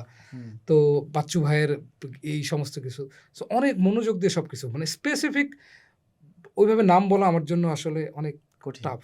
ইয়া। তারপরে আ এটা তো আমি হলো এগুলো মানে সব শুনতাম। সব সারাদিন মানে সুযোগ পেলেই সব। তারপরে যখন আমি 98 এর দিকে যখন আমি ঢাকায় এসএসসি পরীক্ষা দিয়ে আসলাম, ওই সময়টাতে আমার আরেকজনই ছিল। মানে আরেকজন মানে বিশেষ করে ৩ জন। আমি কিন্তু ওই কিশোর কুমার, হেমন্ত মান্না দে এগুলো বাদ দিচ্ছি। কারণ এগুলো বাপের সূত্রেই তো প্রতিদিন শোনা হচ্ছে। হুম। হ্যাঁ? ওইগুলোর ভিতরে অজস্র পছন্দ আছে যেগুলো আমাদের ধ্রুপদী আধুনিক বাংলা গানের যে জায়গা, ওই জায়গাগুলোতে আমার কিন্তু ভয়ংকরভাবে উপস্থিতি আছে। হ্যাঁ, আমি ফোক শুধু গান বাংলা তো ব্যান্ড আছেই। গুলা হ্যাঁ, বলতেছি। বাংলা ব্যান্ড। হ্যাঁ। তারপরে আ ও আর বাংলা এর মাঝখানে কবির সুমন, আমার বড় ভাই আমাকে ইন্ডিয়া থেকে এনে দিল। তখনকার সুমন চট্টোপাধ্যায়, অঞ্জন দত্ত, নচিকাতা। এর ভিতরে সবাই ভাল লাগলো কিন্তু কবির সুমন আমাকে গায়ক বানাইছে। মানে আমি তার মানে ভক্ত যাকে বলে এখন। এখন আমি কারো অন্ধভক্ত না, কিন্তু আমি এর অন্ধ ভক্ত। মানে কবির সুমনকে আমি সেই জায়গায় রাখতাম আরকি, এবং সমস্ত গান মুখস্থ, সমস্ত কিছুই। এই তারপরে যখন ঢাকায় আসলাম 98 এর দিকে, আসার পরে আমার যেহেতু আমি গ্রামে ছিলাম, আমাদের কাছে ওখানে জাস্ট কয়টা ইংলিশ এভারগ্রিন লাভ song, Michael Jackson, bad, George Michael, Madonna, এইসব মডার্ন টকিং বা এইসব জিনিসপত্র ছিল। সো ওয়ার্ল্ড মিউজিকের যে ওটা তো আমরা অ্যাক্সেস পাইনি। সো আমি যখন ঢাকায় অ্যাক্সেস আসলাম, এবং আমি যখন এদেরকে চিনলাম, Dylan, Pink Floyd, Doors, Led Zeppelin, Beatles, Nirvana, মানে লিওনার্দ কোহেন আর যা এইটা জানার পরে মানে আমার যে এত বিশাল একটাই খুলে গেল, তারপরে আমি বাংলা মিউজিক থেকে কিন্তু অনেকখানি হয়ে গেছি। তারপরে আমি মোটামুটি কবিতার জগৎ আমার পড়াশোনা আর ওয়ার্ল্ড মিউজিক শোনা। হ্যাঁ, তারপরে আমি কিন্তু ওইভাবে আর আমি তখন থেকে বাংলা একটু ডিটাচড হয়ে গেছি। হ্যাঁ, মানে আমি বিচ্ছিন্নভাবে শুনছি, আলাদাভাবে শুনছি, কিন্তু কারোর সিডি কিনে বা ক্যাসেট কিনে আলাদাভাবে উদযাপন করে শোনা, এই বিষয়টা তখন আর হয়ে ওঠেনি। কারণ যেহেতু আমি বাংলা গানেই ছিলাম আমার তার আগের প্রায় 18-19 বছর। সো আমার যেহেতু ওয়ার্ল্ড মিউজিকের মানে এগুলো তো ছোটোবেলায় শুনে ফেললে কিন্তু ভালো হয়, কারণ ছোটোবেলার স্মৃতি কিন্তু সহজে মানুষ ভুলে না, ওগুলো আপনাকে তৈরি করে। তো ছোটোবেলায় যেহেতু বাংলা গানের সমস্ত যা পাইছি, ওইগুলোতেই আমার পুরো হার্ড ডিস্কটা ভরা ছিল এই মগজের। সো নতুন এই হার্ড ড্রাইভটা বাইরে থেকে ভরার জন্য আমাকে পুরোই বাইরে নির্ভর হয়ে গেলাম। তারপরে আমি একটু কানেকশনটা একটু আমার কমে গেছিলো বাংলা গানের ইসের থেকে। এখন কি তারপরে এখন যখন আবার নিজে অ্যাক্টিভভাবে ঢুকলাম, তখন আবার চারপাশে যা হচ্ছে এটা শুনতেছি। হ্যাঁ, এখন তো শুনতেছি চারপাশে। নতুন কিছু ব্যান্ড যদি মেনশন করতে চান আপনার ভালো লাগে? এই যে বললাম গান ভাল লাগে, ধরেন 2010 অ্যারাউন্ড 2010 এর অ্যারাউন্ডের যেসব ব্যান্ড আমরা দেখছি। না, আর্টসেলের গান আমি শুনছি, তারপরে শিরোনামহীন বা কি বলে অর্থহীন, মানে আমি বললাম তো সবারই বিচ্ছিন্ন মেঘদল বা কি বলে, তারপরে যে কার্নিভাল, তারপরে এখানে আফটারম্যাথ, হাইওয়ে, অ্যাশেজ, অনেক সবার বিচ্ছিন্নভাবে শোনা হয়, কিন্তু ওই যে ওইভাবে যে মানে অ্যালবাম ধরে ওই ছোটবেলার ওই জিনিসটা তো আসলে নেই, কারণ আমি তো নিজের ইসেই অনেক বেশি ব্যস্ত। আর আমার তো এমন না যে আমি শুধুমাত্র মিউজিশিয়ান। যেমন এখন আমি উপন্যাস লিখতেছি, আমার মাথায় এখন কিচ্ছুই নেই। হ্যাঁ, আমার সারাদিন মাথায় ক্যারেক্টার ঘুরতেছে। এই যে এখন বাসায় এখান থেকে যাবো, গিয়ে আবার যদি 5-10 বেশ লেখা যায়, এরকম করে আগাচ্ছি। সো এইসব কারণে আপনার লেখা পার্টটাতে আমি আসলে কাউকে ছোট বড় কোনো ইসের নেই আমার। আমি আসলে সবাইকেই সম্মান করি তাদের মিউজিকের কন্ট্রিবিউশনের জন্য, মিউজিকের ভালোবাসার জন্য সবাইকে। তারপরে আমি তো এগুলো ব্যান্ডের কথা বললাম, অনেক ফোক মিউজিক, ধ্রুপদী মিউজিক, অনেক কিছুরই ব্যাপার-স্যাপার আছে আসলে। সো সবাইকে ভালোবাসি। আমি সবাইকে ভালোবাসি, যারা হৃদয় দিয়ে গান গায়। সব গান তো হৃদয় থেকে আসে না, অনেক কিছু বুদ্ধি দিয়েও আসে। হৃদয়জাত সমস্ত গানকে আমি ভালোবাসি, আর বুদ্ধিজাত গানকে আমি ঠিক অত গ্রহণ করতে পারি না। ওকে ভাই, আপনার লেখালেখি নিয়ে আমরা একটু কথা বলতেছিলাম। প্রথমে তো আপনি আসলে কবিতা লেখেন, সে আপনার কবিতার বই আছে এবং আপনার লিরিক লিখতেছেন। সো আপনার লেখালেখির প্রসেসটা কি? আপনি কোথায় কিভাবে? আমি গল্প লিখছি। হ্যাঁ, মানে আপনি কি কম্পিউটারে লেখেন? কম্পিউটারে লেখেন নাকি হাতে কলমে? আগে এই নৈশব্দের মৃত্যু যে বইটা, এবং নৈশব্দের মৃত্যু আমার প্রথম কবিতার বই।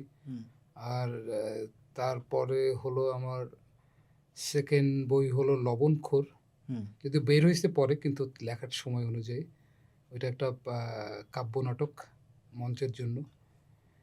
তখন হাতে কলমে লেখা। তারপরে তারপরে এখন তো কম্পিউটারে লেখা হয়, কম্পিউটারে লেখা হচ্ছে। ওকে, সো যারা এখন লেখালেখি করতে চায়, বাট বাংলাদেশের লিরিক্স কিন্তু উই আর রিয়েলি ব্লেসড, মানে শ্রোতা হিসেবে আমরা ভালো লিরিক পেয়েছি। মোস্ট অফ দ্য ব্যান্ডস তাদের লিরিকগুলো খুবই চমৎকার। ইভেন আমাদের যারা পূর্বসূরি ছিলেন, লালন থেকে শুরু করে, হ্যাঁ, মানে বাংলা গানের লিরিক তো আমি অনেকে বলে যে বাংলা গানের লিরিক ভালো লিরিক বা গভীর গভীর তাৎপর্যপূর্ণ লিরিক বাংলা গানে শুনে না, আমি বলি এটা মিথ্যা কথা। বাংলা গানের যারা প্রবাদ পুরুষ, যারা রবীন্দ্রনাথ, নজরুল, লালন, হাসন রাজা বা যাই বলেন না কেন, সবাই তো কবি, কবি থেকে লেখক বা এই হুম। ধরনের মানে লিরিসিস্ট। সো গভীর গভীর এখানে লিরিক আগের থেকেই ভালো ছিল।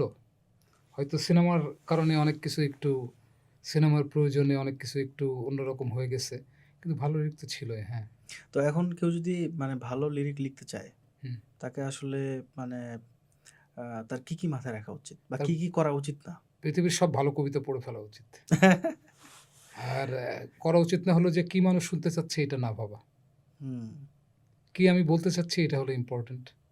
কি মানুষ আমার কাছে শুনতে চাচ্ছে এটা ইম্পর্ট্যান্ট না।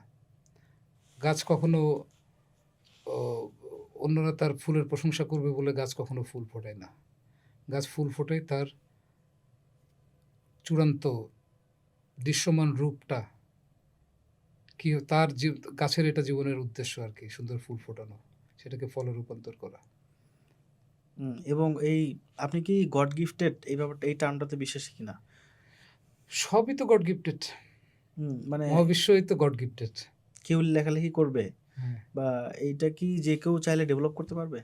অবশ্যই চাবে। সে তার মন থেকে, মানে কেউ যদি তার কাছে চায় এবং সেটা সে করে, সেটা সে সব সাকসেসফুল হবে না। কিন্তু সে যদি নিজে চায় অবশ্যই সাকসেসফুল হবে। যে কেউ। কিন্তু এর জন্য একটা প্রস্তুতি আছে। প্রস্তুতিটা কি আমরা একটু জানতে প্রস্তুতি চাই। আছে। যেমন এখন অনেকেই দেখি ছোট, ছোট ছেলেপেলে কেবল লেখালেখি শুরু করছে। দাদা আমার ৫ টা বইয়ের পান্ডুলিপি, ১০ টা বইয়ের পান্ডুলিপি হয়ে গেছে। কেমনে সম্ভব রে ভাই? না আমাদেরই তো কতদিন লাগছে ১ম বইয়ের পান্ডুলিপি, কত লিখে ছিঁড়েই ফেলতে হয় কত জিনিস। হুম, লিখলাম আর ওইটাই একটা হয়ে গেছে। ওটা একটা সময় হয়। যা লেখে তাই হয়ে যায়। জীবনানন্দ দাশদের হয়ে যায় ওইটা। টি.এস. এলিয়ট, রেবতীর হয়ে ওঠে। কিন্তু এটার আগে তো তাকে অনেক কিছু তাকে করতে হয়। ওই অনেক কিছুটা কি? কারণ হচ্ছে কি জানেন? যারা আসলে এখন নতুন শুরু করবে, যারা এখন মানে একদম শিক্ষানবিশ অবস্থায় আছে, হুম। চিন্তা করছে এখন, তাদের জন্য এই প্রসেস জানাটা কিন্তু খুব ডিফিকাল্ট। তাদেরকে এটা খুঁজে বের করতে হয়।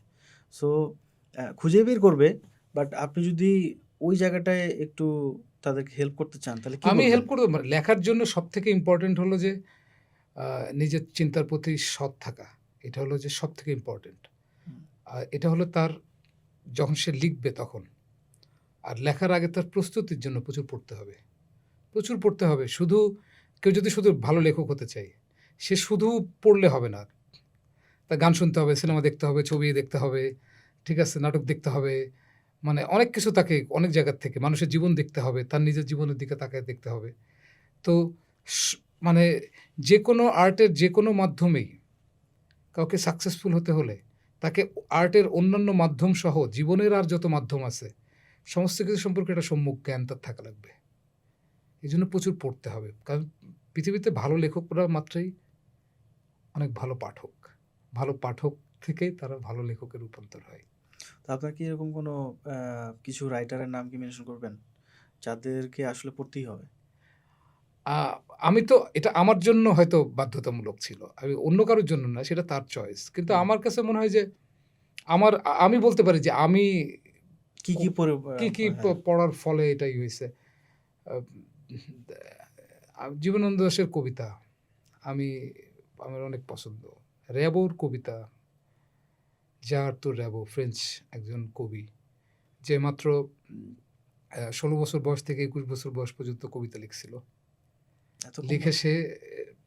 সে লেখালেখি কিছু হবে না, এসব দিয়ে কিছু হবে না বলে সে লেখালেখি ছেড়ে আফ্রিকায় চলে গেছিল। ওখানে গিয়ে সে হাতের দাঁতের ব্যবসা করত। এবং ওখান থেকে সে ৩৬ বছর বয়সে গ্যাংগ্রিন নিয়ে ফিরে এসে প্যারিসে মারা যায়। তার কবিতা এখন পর্যন্ত ইউনিভার্সিটি বড়, বড় বিশাল, বিশাল অনেক নোবেল লরিয়েটও বুঝে উঠতে পারে না যে সে মাত্র এই ১৭, ১৮, ১৯ বছর বয়সে এত গভীর কবিতা কিভাবে সে লিখল। হুম। Jean Arthur Rimbaud, Baudelaire, TS. Eliot, uh Rilke, আমি আমার কথা বলতেছি। রবীন্দ্রনাথ, নজরুল, বিভূতিভূষণ, অমিয়ভূষণ মজুমদার, কমল কুমার মজুমদার, আখতারুজ্জামান ইলিয়াস, আম আ পঞ্চ কবি যে বিষ্ণু দে, দে আ বা তারপরে আ বুদ্ধদেব দাশগুপ্ত, সুধীন্দ্রনাথ দত্ত আমার খুব প্রিয় কবি একজন, হুম। তো প্রেমেন্দ্র মিত্র, আরো অনেক অনেক অনেক মানে নাম বলে শেষ করা যাবে না। তারপরে উপন্যাসের দিক দিয়ে গ্যাব্রিয়েল গার্সিয়া মার্কেজ, আম, আপনার নাম বলতে গেলে তো একটা আহ, তারপরে আপনার কাফকা, দস্তয়েভস্কি পড়া তো একদম মানে পড়তেই হবে যে গদ্য সাহিত্য রচনা করতে চাই। আলবার্ট ক্যামু, জাপল সাত্রে, অতনার তো এটা কবি। তারপরে যা জেনে নামে একজন ছিল, খুবই Bohemian, the king of the Bohemian. পৃথিবীতে এত বহেমিয়ান জীবনযাপন, তার ম্যাক্সিমাম বই সে জেলখানায় এটা নাই বসে লেখা আর কি। তো তাও জেমস খানাকে যাচ্ছে যে চুরির অভিযোগে, ছিনতাইয়ের অভিযোগে সে গ্রেপ্তার হওয়া, সে এসব কেয়ার করতো না। এইসব ভদ্র বাবুদের জীবনযাপনে সে বিশ্বাসী ছিল না, সে একদমই রুরাল জীবনযাপনই করতো। তারপরে আরে আমার হারমান মেলভিল নামে একজন আহ, আহ, আহ, আমেরিকান ঔপন্যাসিক আছে, যে আমার খুবই খুবই প্রিয়। বিশেষ করে তার মবি ডিক আমার খুবই পছন্দ। হেনরি মিলার, তারপরে সব তো আর আমার নিজেরও অত ইয়ের মানে অনেক আছে, ফকনার, তারপরে মানে এই লিস্ট বোরহেস, এগুলো শেষ নেই। এগুলো আসলে শেষ মানে হবে না। চ্যাট জিটিপিকে বললেও ওর সময় লাগবে সব ভালো লেখকের নাম বলতে। পৃথিবীতে আমরা এখন 700-800 কোটি মানুষ আছে, আরও হাজার হাজার মানুষ তো এসে পৃথিবীতে চলে গেছে, তারা তাদের জীবন কাটাইছে। তারপরে আপনার পড়া উচিত, গ্রিক ক্লাসিকগুলো পড়া উচিত, রোমান ক্লাসিক পড়া উচিত। আমাদের এখানকার মহাভারত বা এখানকার যা কিছু আছে সমস্ত আপনি শেষ করতে পারবেন না, বেদান্ত অনেক কিছু। কিন্তু এই প্র্যাকটিসটা তো ভাই আস্তে আস্তে উঠে যাচ্ছে। মানে এটা উঠায় যাচ্ছে না, উঠায় দেওয়া হচ্ছে, কারণ মানুষ বই যত পড়ার ফাঁপা হবে, practice নাই বললেই চলে, বই মানুষ পড়ার যত, প্র্যাকটিস। আপনি একটা পাথরকে উড়াই দিতে পারবেন? একটা ভারী পাথর না। কয়েক হাজার বছর ধরে যে একদলা মাটি থেকে রোদ বৃষ্টি ঝড় সব সহ্য করে করে করে করে করে কয়েক হাজার বছর ধরে একটা পাথর হয়েছে, এটা উড়াই দিতে পারবেন? পারবেন না। আপনি একটা গ্যাস বেলুনকে সহজে উড়াই দিতে পারবেন, ফাঁপা ভিতরে পুরোটাই গ্যাস। তো যেহেতু আমাদের এই যে ওই আবার প্রথম দিকে যাচ্ছে যে দাসমুখী জীবন ব্যবস্থা, যারা সিস্টেম চালায় তারা তাই মানুষ ফাঁপা থাকুক, যত ফাঁপা থাকবে সহজে উড়াই দেওয়া যাবে। এটাকে তো আমরা কোনোভাবে ইগনোর করতে পারবো না যে আমাদের এখন সামনে ইউটিউব আছে। এখন ফর এক্সাম্পল পৃথিবীর কোনো সময়ই শিল্পী বা চিন্তক এদের জন্য খুব অনুকূল পরিবেশ ছিল না। সবে রবীন্দ্রনাথের মতো ফ্যামিলি ব্যাকগ্রাউন্ড পেয়েও যে ছিল তা না। অনেকে বলে যে হ্যাঁ আপনার তো জীবনে সচ্ছলতা ছিল, বাবা মায়ের সচ্ছলতা ছিল, আপনি এটা পারছেন। তো নজরুল কীভাবে পারছে, তাই না? বা আরও আরও অজস্র মানুষ আছে, হ্যাঁ, র্যাবো রাস্তায় ঘুরে ঘুরেই তো জীবন কাটাই দিছে। তো এইটা আসলে তার ইচ্ছা, কখনো অনুকূল ছিল না। এই যে আমরা ভাবতেছি যে সামনে অনেক এইভাবে এরকম কিছু হারিয়ে যাচ্ছে, হবে না, এর ভিতরে দেখবেন যে অনেকগুলো মহৎ লেখক তৈরি হয়েছে, মহৎ শিল্পী তৈরি হয়েছে এই প্রতিকূল পরিবেশের ভিতরে। আর প্রতিকূল পরিবেশের ভিতরেই প্রকৃতির সিস্টেমটা এমনভাবে করে দিয়ে যে আপনাকে জন্য প্রতিকূল করে দিবে যাতে আপনি শক্ত হন। অনুকূল করলে আপনি শক্ত হবেন না। একটা গাছ শক্ত হয়ে ওঠে কেন? কারণ তাকে জানে সে ঝড়ের সাথে তার ফাইট করতে হবে। সেইটাই প্রকৃতির নিয়ম। পরীক্ষিত হতে হবে আগে যে আমি পারবো। এই পরীক্ষিত না হলে হবে না। এই জন্য মহৎ ব্যক্তি সবসময় প্রতিকূল পরিবেশ থেকে আসে, অনুকূল পরিবেশ কখনোই দেয় না। তাহলে তো আমরা দেখতাম যে আমরা বিছানায় শুয়ে থাকতাম, দেখতাম যে কুমড়া এমনি হয়ে গেছে, এই ধান এমনি হয়ে গেছে। হ্যাঁ, তাও অনেক কিছু এমনি হয়, মাছ টাছ সব কিছু এমনি হয়। তো ওইভাবে হয় না, এটা আপনাকে করে নিতে হয়। যেমন আপনি একটা জিনিস খেয়াল করে দেখবেন যে এখনকার আমাদের যে হাই প্রেশার, স্ট্রেস, হার্টের রোগ, লিভারের রোগ, এটার রোগ, বিভিন্ন ধরনের রোগের, হাই কোলেস্টেরল, ঠিক আছে, অনেক ধরনের রোগই হচ্ছে। এবং এই রোগগুলো কিন্তু আধুনিক রোগ, অনেক বেশি, অনেক বেশি। হাসপাতালে গিজগিজ করতে থাকে সবসময়। কারণ কি? প্রকৃতি আপনাকে দিছে যে আমি তোমাকে জন্ম দিলাম, তুমি এখানে হলে, তোমাকে তোমার পেশি ব্যয় করে, পেশি শক্তি খরচ করে তোমাকে এটা উপার্জন করে নিয়ে এসে তোমাকে খেতে হবে, অর্জন করে নিয়ে এসে তোমাকে খেতে হবে, ঠিক আছে? এই কারণে আগেকার মানুষের কিন্তু ফিজিক্যাল ফিটনেস অনেক, আগেকার মানুষ বাদ দিলাম, আমি এখনকার কৃষক শ্রমিকদের কথাই বলেন বা পাহাড়ি মানুষ অনেক শক্তিশালী কিন্তু, কারণ পুরোটা খাদ্য সে তার পেশি শক্তি ব্যয় করে দিয়ে, তাদের কিন্তু এত বেশি হাই কোলেস্ট্রল হয় না। আপনি গ্রামের কোনো একটা কৃষকের কিন্তু হাই কোলেস্ট্রল পাবেন না। আবার শহরে আপনাকে বলবে যে ভাত কম খাবেন, আপনি গ্রামে দেখবেন একটা কৃষক 1 গামলা ভাত খায় ফেলে, কিন্তু শরীরে 1 ইঞ্চি চর্বি নেই, কারণ পুরোটা বার্ন করে ফেলে। এই আধুনিক জিনিস হলো এই যে চেয়ার নির্ভর, ডেস্ক নির্ভর, কম্পিউটার নির্ভর।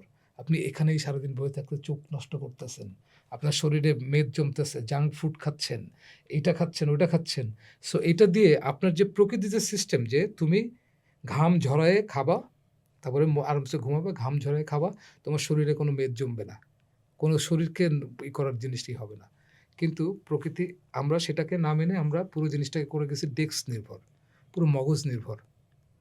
কম্পিউটার দিকে তাকায় আসি এই যে একটা স্ক্রিন, কত ধরনের জিনিস বের হচ্ছে, চোখ নষ্ট করে দিচ্ছে, এ করতেছে, ও করতেছে। তো এই প্রতিকূল পরিবেশই থেকে এটাই হতে হয়। তো আমি যেটা বলবো যে শিল্পীর জন্মের উপায় নিজের প্রতি সৎ থাকা এবং গভীর অধ্যয়ন এবং গভীর চর্চা, প্রচুর পড়া। সোজা ভাষায় আমি যে লাইনের লোকই হন, আপনি যদি ভালো কর্পোরেটও হতে চান, আপনি যেমন টেক্সটাইল ইঞ্জিনিয়ার, আপনি ভালো টেক্সটাইল ইঞ্জিনিয়ার হতে চান, সবচেয়ে ভালো টেক্সটাইল ইঞ্জিনিয়ার আপনি তখনই হবেন আপনার যখন সমস্ত কিছু নিয়ে সম্মুখ জ্ঞান থাকবে। তখন আপনি আপনার গার্মেন্টসে যে লোকটা কাজ করতেছে তার সাইকোলজি আপনি বুঝবেন, কারণ আপনি তখন অলরেডি কার্ল গুস্তাভ ইয়ুং বা ফ্রয়েড পড়া আপনি, সো মানুষের মনস্তত্ত্ব আপনি তখন বুঝেন। হ্যাঁ, এবং মানুষের যে মনস্তত্ত্ব বুঝলে হয় কি, আপনি তার সাথে কানেকশন করতে পারেন, তখন তার প্রতি আপনার ভালোবাসা তৈরি হয়, সেও শ্রম দেবে বেশি, আপনারও মুনাফাটা পাবেন বেশি। একটা এইখানে প্রশ্ন আছে, প্রশ্নটা হচ্ছে যে যখন প্রিন্ট মিডিয়া আসলো, মানে নতুন নতুন পৃথিবীতে প্রিন্ট আসলো, তখন অনেকে বলল যে আসলে প্রিন্ট এটা কি ভালো হচ্ছে না খারাপ হচ্ছে আমাদের জন্য, উই ডোন্ট নো।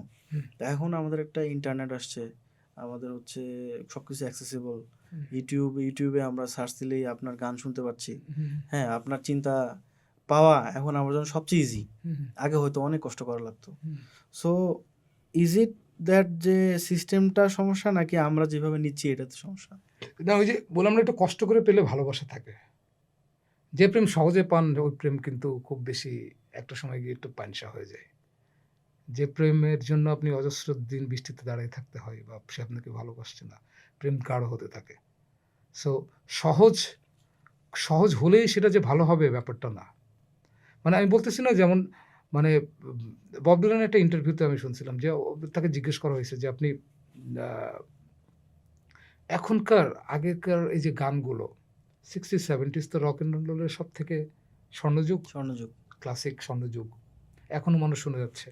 একটা এখনকার একটা ইয়াং মেয়ে বিটলসও শুনতেছে, আবার তার কন্টেম্পোরারি এই কোরিয়ান যে মিউজিক, কে পপ নাকি, এটাও শুনতেছে।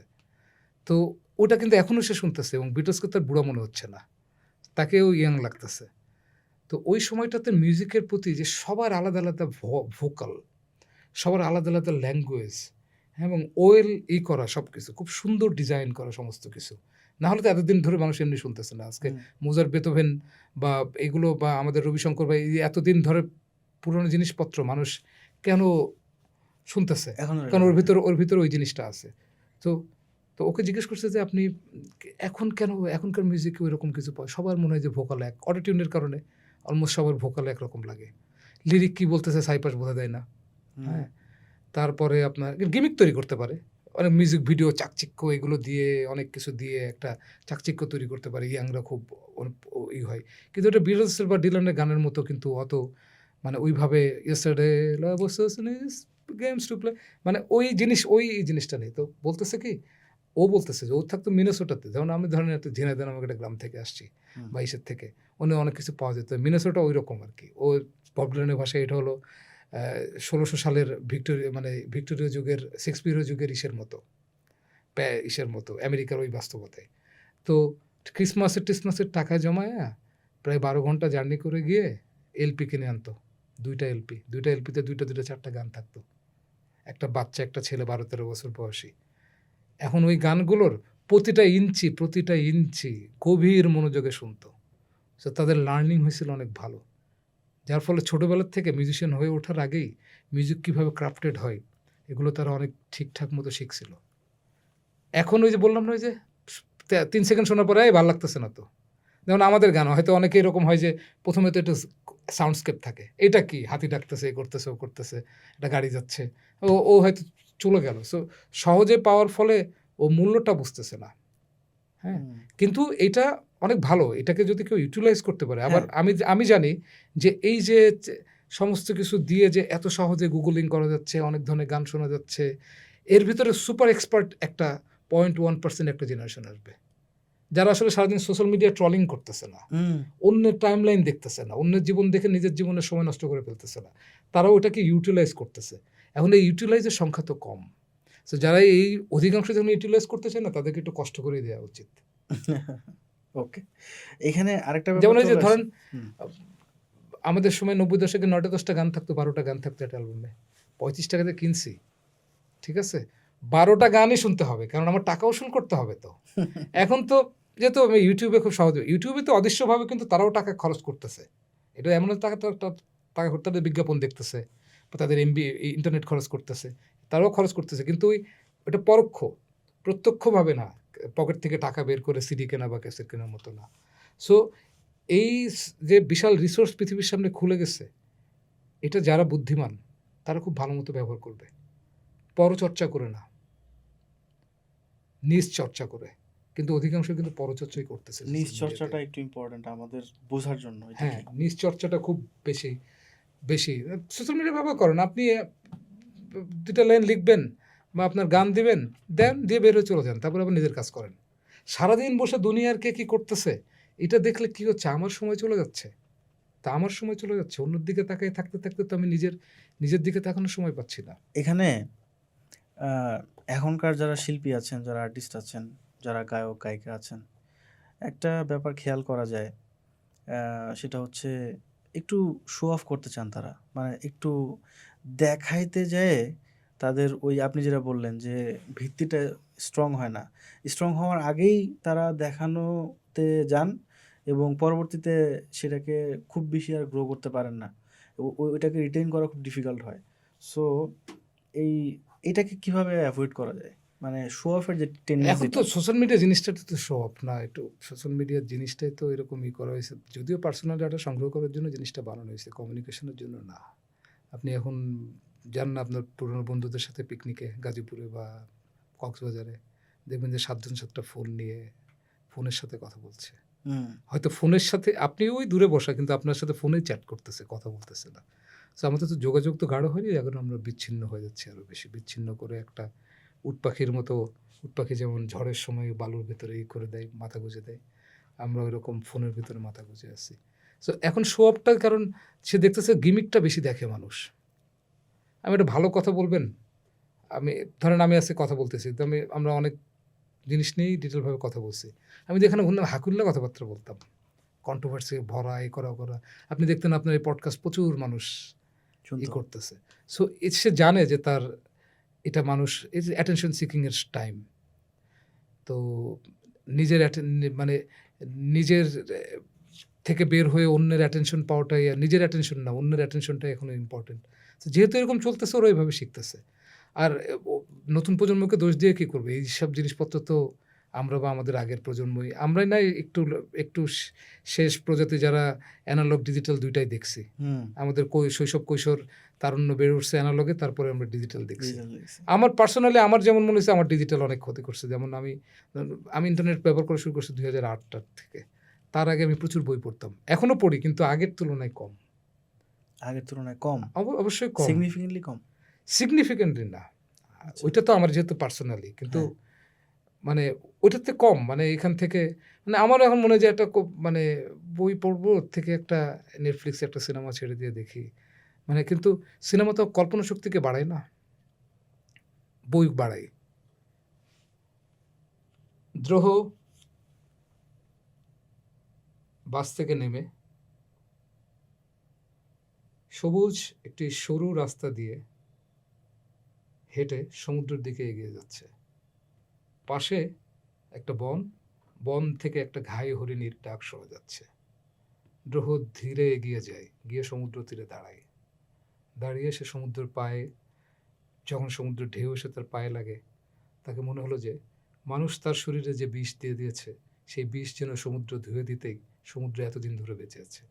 এই যে আমি এই লাইনগুলো বললাম, এখানে আপনাকে পুরো জিনিসটা কল্পনা করে নিতে হচ্ছে, কিন্তু হুম। দ্রোহ কীরকম দেখতে, সরু পথটা দেখতে কীরকম, সরু পথের দুই পাশে কি বনফুল আছে কি নেই, ঠিক আছে, সমুদ্রটা আসলে দেখতে কেমন, বা এই ঘাই হরিণীর ডাক আসলে কেমন, হ্যাঁ, এবং সমুদ্র এসে যখন তার পায়ের সাথে কথা বলছে, তখন সমুদ্র অভিব্যক্তিটা কি।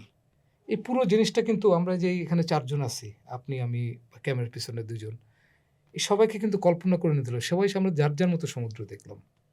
যার, যার মতো একজন মানুষের চেহারা দেখছি। যার, যার মতো একজন রাস্তা দেখছি। কিন্তু সিনেমাতে কিন্তু আমরা ৪ জন একই জিনিস দেখতাম। সো এই যে আমাকে যে কল্পনা শক্তি ব্যবহার করতে হলো এবং হুম। স্বকীয় কল্পনা শক্তি, আমার মতো কল্পনা শক্তি, এটা কিন্তু স্ক্রিনের বা দেখায় দেওয়া জিনিসে কিন্তু আপনি ওইভাবে পাচ্ছেন না। হুম। ঠিক আছে? এটা আমার একটা ভুল ধারণা ছিল। কারণ আমি অনেক মুভি দেখছি। হুম। মানে মুভি জিনিসটা আমি প্রচুর মুভি দেখছি। হ্যাঁ, আমি প্রায় অলমোস্ট প্রতিটাতে সিনেমা দেখা মানুষ। হ্যাঁ। তো সিনেমা জিনিসটা মনন ভালো করতে ডেফিনিটলি হেল্প করে। না, না ওইটা করে। আমি হ্যাঁ, ওইটা বললাম। আমি বলছি যে আমার সিনেমা নিয়েই নেই। কিন্তু বই ইমাজিনেশন বাড়ায়। মানে ব্রেইনের খাদ্য অনেক বলে। ব্রেইনটাকে সে শার্প করে আরো। ভোঁতা করে না। মানে এক তো স্পেসিফিক ভাবে দেখাই দেওয়া হচ্ছে না তো হুম, হুম। বই। এইজন্যই এই যে কবিতা আমি তো ব্যাখ্যা করতে চাই না। কবিতার নির্দিষ্ট কোনো অর্থ নেই। একেকজন মানুষের কাছে এক, এক অনুভূতিতে একরকম মনে হবে। এইজন্যই মানুষ কবিতা, গানের কথাকে এত বেশি করে। কারণ স্পেসিফিক এটা সংবাদপত্রের লিড নিউজ না। যে আজকে রানা প্লাজায় ধসে ১১২ জন মারা গেছে। হ্যাঁ? পৃথিবীর কোথাও আপনি এটাই যদি লিখবেন, পৃথিবীর কোথাও কিছু দাতাল শুয়োরের লোভের কারণে, হ্যাঁ? একটা খোয়াড়ের ভিতরে একটা শিশুকে তারা খুবলে, খুবলে খাইছে। এই যে একই কথা কিন্তু ২ টা। বিষয়বস্তু কিন্তু এক। হুম, হুম। কিন্তু কবিতা আপনাকে আরো নৈর্ব্যক্তিকতার দিকে নিয়ে গেল। আরো এটাকে ভাস্ট জায়গায় নিয়ে গেল। কল্পনা শক্তির সাথে বিভিন্ন সময় পড়ার সময় আরো ওরকম রানা প্লাজার মতো আরো অজস্র ঘটনা ঘটলে আপনার ওটা মনে পড়বে। আর এই রানা প্লাজা মারা গেছে ওটা একদিনই, ওইদিনই শেষ। এই হলো বাস্তবতা। এখন যারা কবি ওনাদেরকে আমি একটা প্রশ্ন করি, খুবই ক্লিশে, বাট স্টিল আমার এই প্রশ্নটা করতে ভালো লাগে। কারণ সবসময় আমি ডিফারেন্ট অ্যান্সার পাই। কবিতা কি? পৃথিবী যা হতে পারত, যা হয়নি সেটাই কবিতা। আর কবিতা এমন একটা জিনিস, কবিতা এবং জীবন এবং প্রেম, এই ৩ টা কি বা সংজ্ঞা কি? এটা বলা মাত্রই ওরা ২ জন পৃথিবী থেকে পালায়। হুম, কারণ ওরা প্রতি মুহূর্তে ওরা আলাদা। ওর কোনো নির্দিষ্টতা নেই। জীবনানন্দের মতো কবিতা লিখবে, প্রভুর মতো কবিতা লিখবে। জীবনানন্দ সে কবিতা হয়তো মহান কবিতা, হয়তো কি জোশ কবিতা, প্রভুর রিপনের কবিতা হয়তো হয়নি। কিন্তু প্রভুর রিপনের হৃদয় তো তার শব্দে মুদ্রিত হইছে।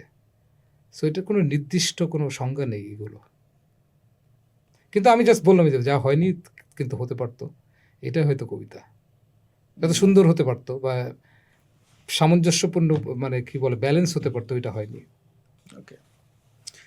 সো আপনার লেখালেখি নিয়ে কথা বললাম, গান, ব্যান্ড নিয়ে কথা বললাম। আমরা আসলে বাংলাদেশ নিয়ে একটু কথা বলতে চাই, যদি আপনি বলতে চান। মানে যদিও আমি রাজনীতির দিকে যাব না, আমরা শুধু বাংলাদেশ এর যে ভূখণ্ড, এই ভূখণ্ডে আমরা আসলে এই একবার ব্রিটিশরা থাকলো, তারপরে Pakistan, then we became independent, আমরা ৫৪ বছর ধরে স্বাধীন আছি। আমরা ভালোর দিকে যাইতে পারতেছি না। মানে আমরা হচ্ছে যে আমরা যেন কোথায় আটকায় গেছি। আমরা যখন থেকে নিজেদের সিদ্ধান্ত নিজেরা নিতে পারবো, যখন থেকে আমরা সত্যিকারের দেশপ্রেমের কথা যেটা বলি, সত্যিকার দেশপ্রেমিক আমরা হয়ে উঠতে পারবো, এবং যখন থেকে আমাদের আগের প্রজন্ম অনুভব করবে যে পরবর্তী প্রজন্মকে দেয়ার আমাদের অনেক কিছু আছে, এবং যখন আমরা আমাদের দাস মনোভাব থেকে বের হতে পারবো, তখনই আমরা আসলে মুক্ত হব। আর আমাদের অভিশাপ, আমরা পৃথিবীর সবচেয়ে উর্বর ভূমির মানুষ বলে সব কিছু যে সহজে পেয়ে গেছি আমরা। আমাদের খাদ্য, সমস্ত কিছু, সব কিছু, যদিও এখন অবস্থা অনেক এখন নষ্ট হয়ে গেছে অনেক, কিন্তু আমরা পাইছি সবসময়। এই সহজে পেয়ে যাওয়াটা আমাদের জন্য আসলে আমরা এটা মূল্যটা বুঝতে পারিনি, যে পৃথিবীর সবচেয়ে উর্বর ভূমির মানুষ কেন দাসত্ব সিস্টেমের ভিতরে যাবে, আমাদের কেন অন্যদের জন্য কাজ করে দিতে হবে। সো আমাদের আসলে মুখের কথা এবং জীবনের কাজের কথা যদি এক হতো, এবং বিশেষ করে শিক্ষিত শ্রেণী যদি একটু কম লোভী হতো, আমাদের সব কিছু ঠিক হয়ে যেত। কারণ আমাদের মূল ভূমিক্ষণ যারা টিকায় রাখছে, কৃষক, শ্রমিক, এরা খুব পরিশ্রম করে, এদের ঘামেই ফসল ফুলে ওঠে। আমরা ভাবি বৃষ্টির সেচে, আমরা ভাবি যে নদীর পানিতে, না, এদের এদের এদের শরীরের যে ঘাম, এই ঘামের শ্রমেই এ দেশ বেঁচে আছে। সো আমরা এদেরকে যখন সত্যি, সত্যি এদের মূল্যটা দিতে পারবো এবং সত্যি, সত্যি ভালোবাসতে পারবো, তখনই আমরা ঠিক হব। তার আগে আমাদের সম্ভাবনা নেই। আর আমাদের এই প্রাতিষ্ঠানিক শিক্ষার থেকে যদি আমরা স্বশিক্ষিত হওয়ার চেষ্টা করতাম, লালনের মতো বা ইসের মতো। আপনি কি কোনো আশা দেখতে পান নাকি? আশা তো সবসময়, মানে শোনেন একটা জিনিস বলি, ধরেন আমার লেখার থেকে অনেকে আমাকে নৈরাশ্য এটা বলে। এখন আমি পৃথিবীর আসল চেহারা দেখাই দিতে চাই। আসল চেহারা দেখাচ্ছি। সো আসল চেহারা যে দেখাচ্ছে এবং সেখানে নৈরাশ্য অনেক, সে কি সবচেয়ে আশাবাদী মানুষ না? কারণ সে তখনও পুরোটাকে দেখাতে পারছে যে এটা হলো এমন। তুমি এখন এখান থেকে বের হও, সেটাই আশা। তোমার শক্তিই পারবে সেখানে যাওয়ার। আর যে ধরনের একটা খারাপ অবস্থার ভিতরে থেকে না সব কিছু ভালো আছে, সে বলতেছে সে কি আশাবাদী না, সে আশাকে নিয়ে ব্যবসা করতেছে। কিন্তু যে দেখিয়ে দিচ্ছে, যারা অন্ধ সবচেয়ে বেশি দেখে তারা আজ, হ্যাঁ, মানে বলতেছে তোমরা অন্ধত্ব থেকে মুক্ত হও, তোমাদের ভেতরে সেই শক্তি আছে। তো আমাকে তো মানে আমি একটা ক্যামেরা, একটা আয়না, একটা শিল্পী একটা আয়না। সময় যেভাবে প্রতিবিম্বিত হয়, সে ওখানে গিয়ে দাঁড়াইছে। শিল্পী সময়কে প্রতিবিম্বিত করতেছে আয়নায়। এখন সময়টা যেমন আয়নাতে তেমনই দেখা যাচ্ছে। এটা তো আয়নার দোষ না। এটা যে আয়নার সামনে বসে আছে তার দোষ। এখন তার অবস্থা যদি পোকায় খাওয়া হয়, তার অবস্থা যদি ভচকানো হয়, এটা তো আয়নার দোষ না। তো এখন আয়নাকে দোষ না দিয়ে আমার নিজেকে ঠিক করাটা খুব বেশি ইম্পর্ট্যান্ট। সো আয়না আশাবাদী যে তুমি কোনো একদিন ঠিকই ভচকানো চেহারা বাদ দিয়ে, বিধ্বস্ত চেহারা বাদ দিয়ে তোমার সুন্দর চেহারা নিয়ে এসে আমার সামনে বসবা। সেই আশ তোমার ভিতরে আছে। এই জন্য আয়না আমি এখনও ঠিকঠাক আছি। তাহলে আয়নায় আশাবাদী যে একদিন এসে ও ঠিকঠাক হয়ে এসে আয়না ওর আসল চেহারাটা দেখবে, ভালো চেহারাটা দেখবে, সুন্দর চেহারাটা দেখবে, যেটা এখন বিধ্বস্ত।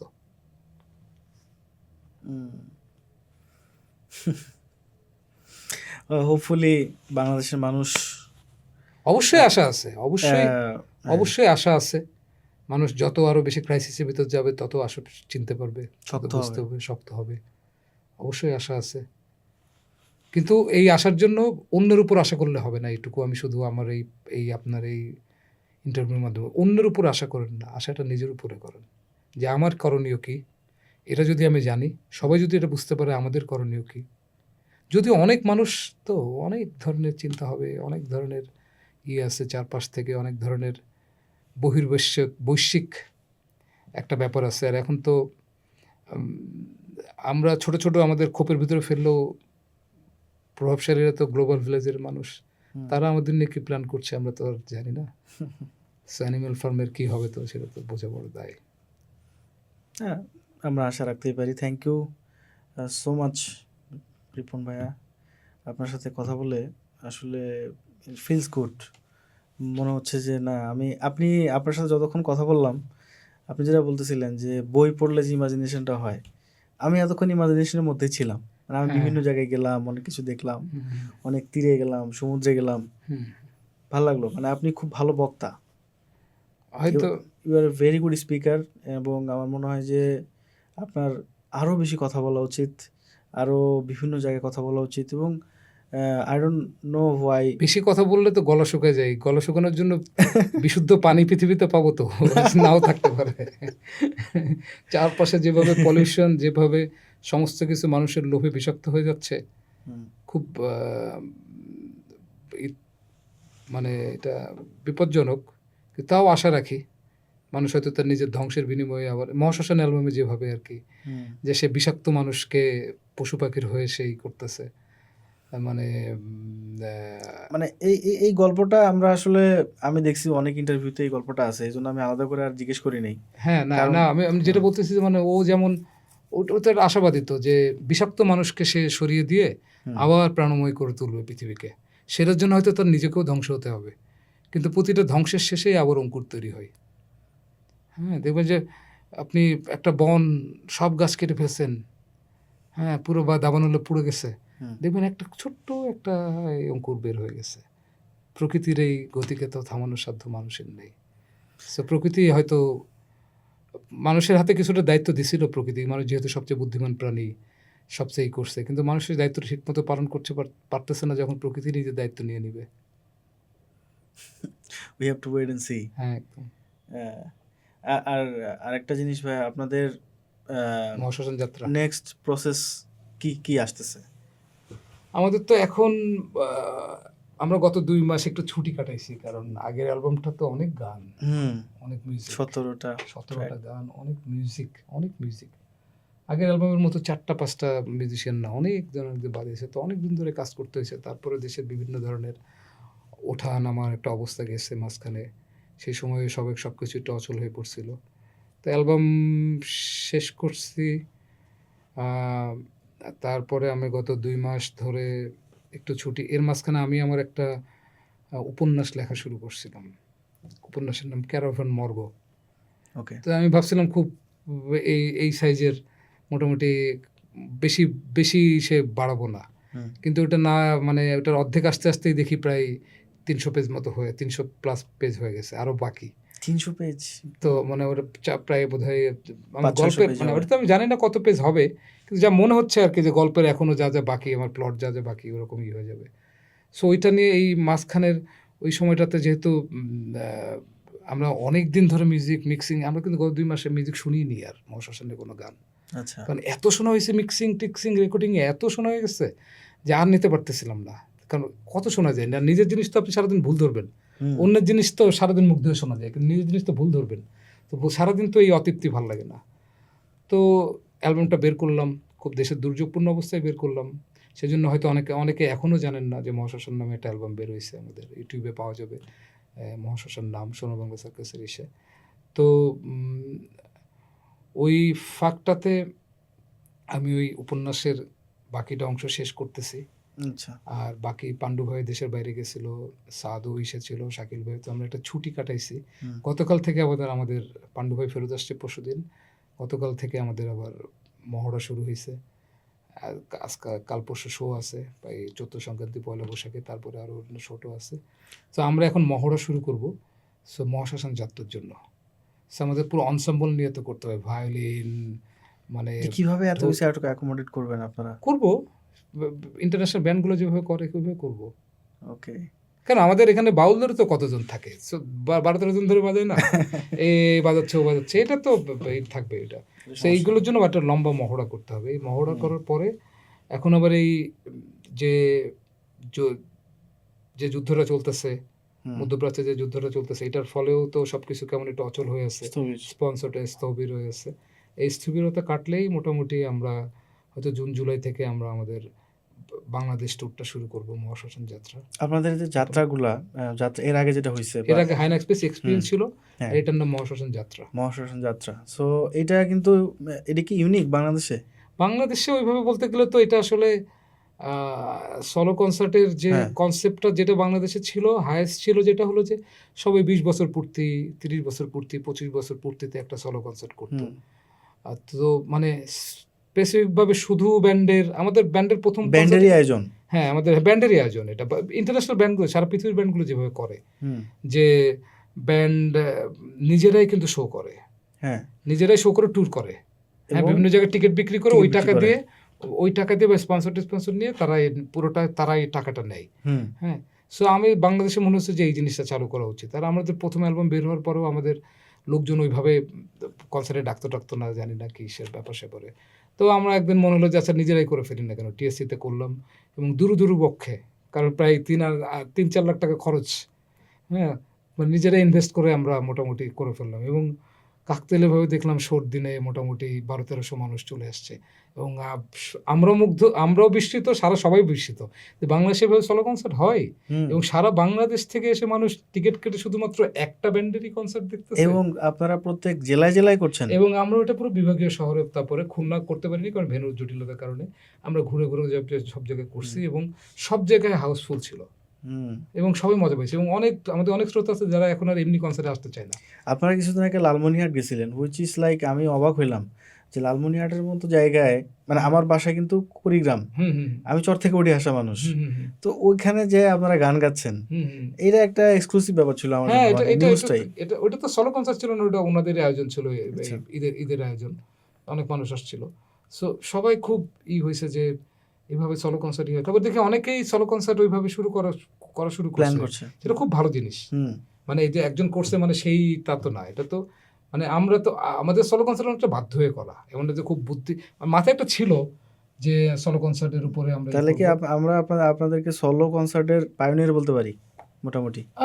এটা তো আমি তো নিজেকে তো আর কোনো কিছু দ্বারা ওইভাবে করব না। আপনারা তো এটা এটা বলবেন না, এখন আমরা আমাদের বলতে হবে। অন্যরা যারা দেখবেন আপনারা জেনে শুনে যেভাবে বলবেন। হ্যাঁ কিন্তু এই জিনিসটা ভালো হইছে। যেটা হইছে হ্যাঁ যে হ্যাঁ, অনেক নতুন অসাধারণ। ব্যান্ডের ধর মানে হয় কি যে আপনি এই যে ১৭টা গান হুম আমাদের বিভিন্ন কনসার্টে যে ডাকে, হাইয়েস্ট টাইম দেওয়া হয় ১ ঘন্টা।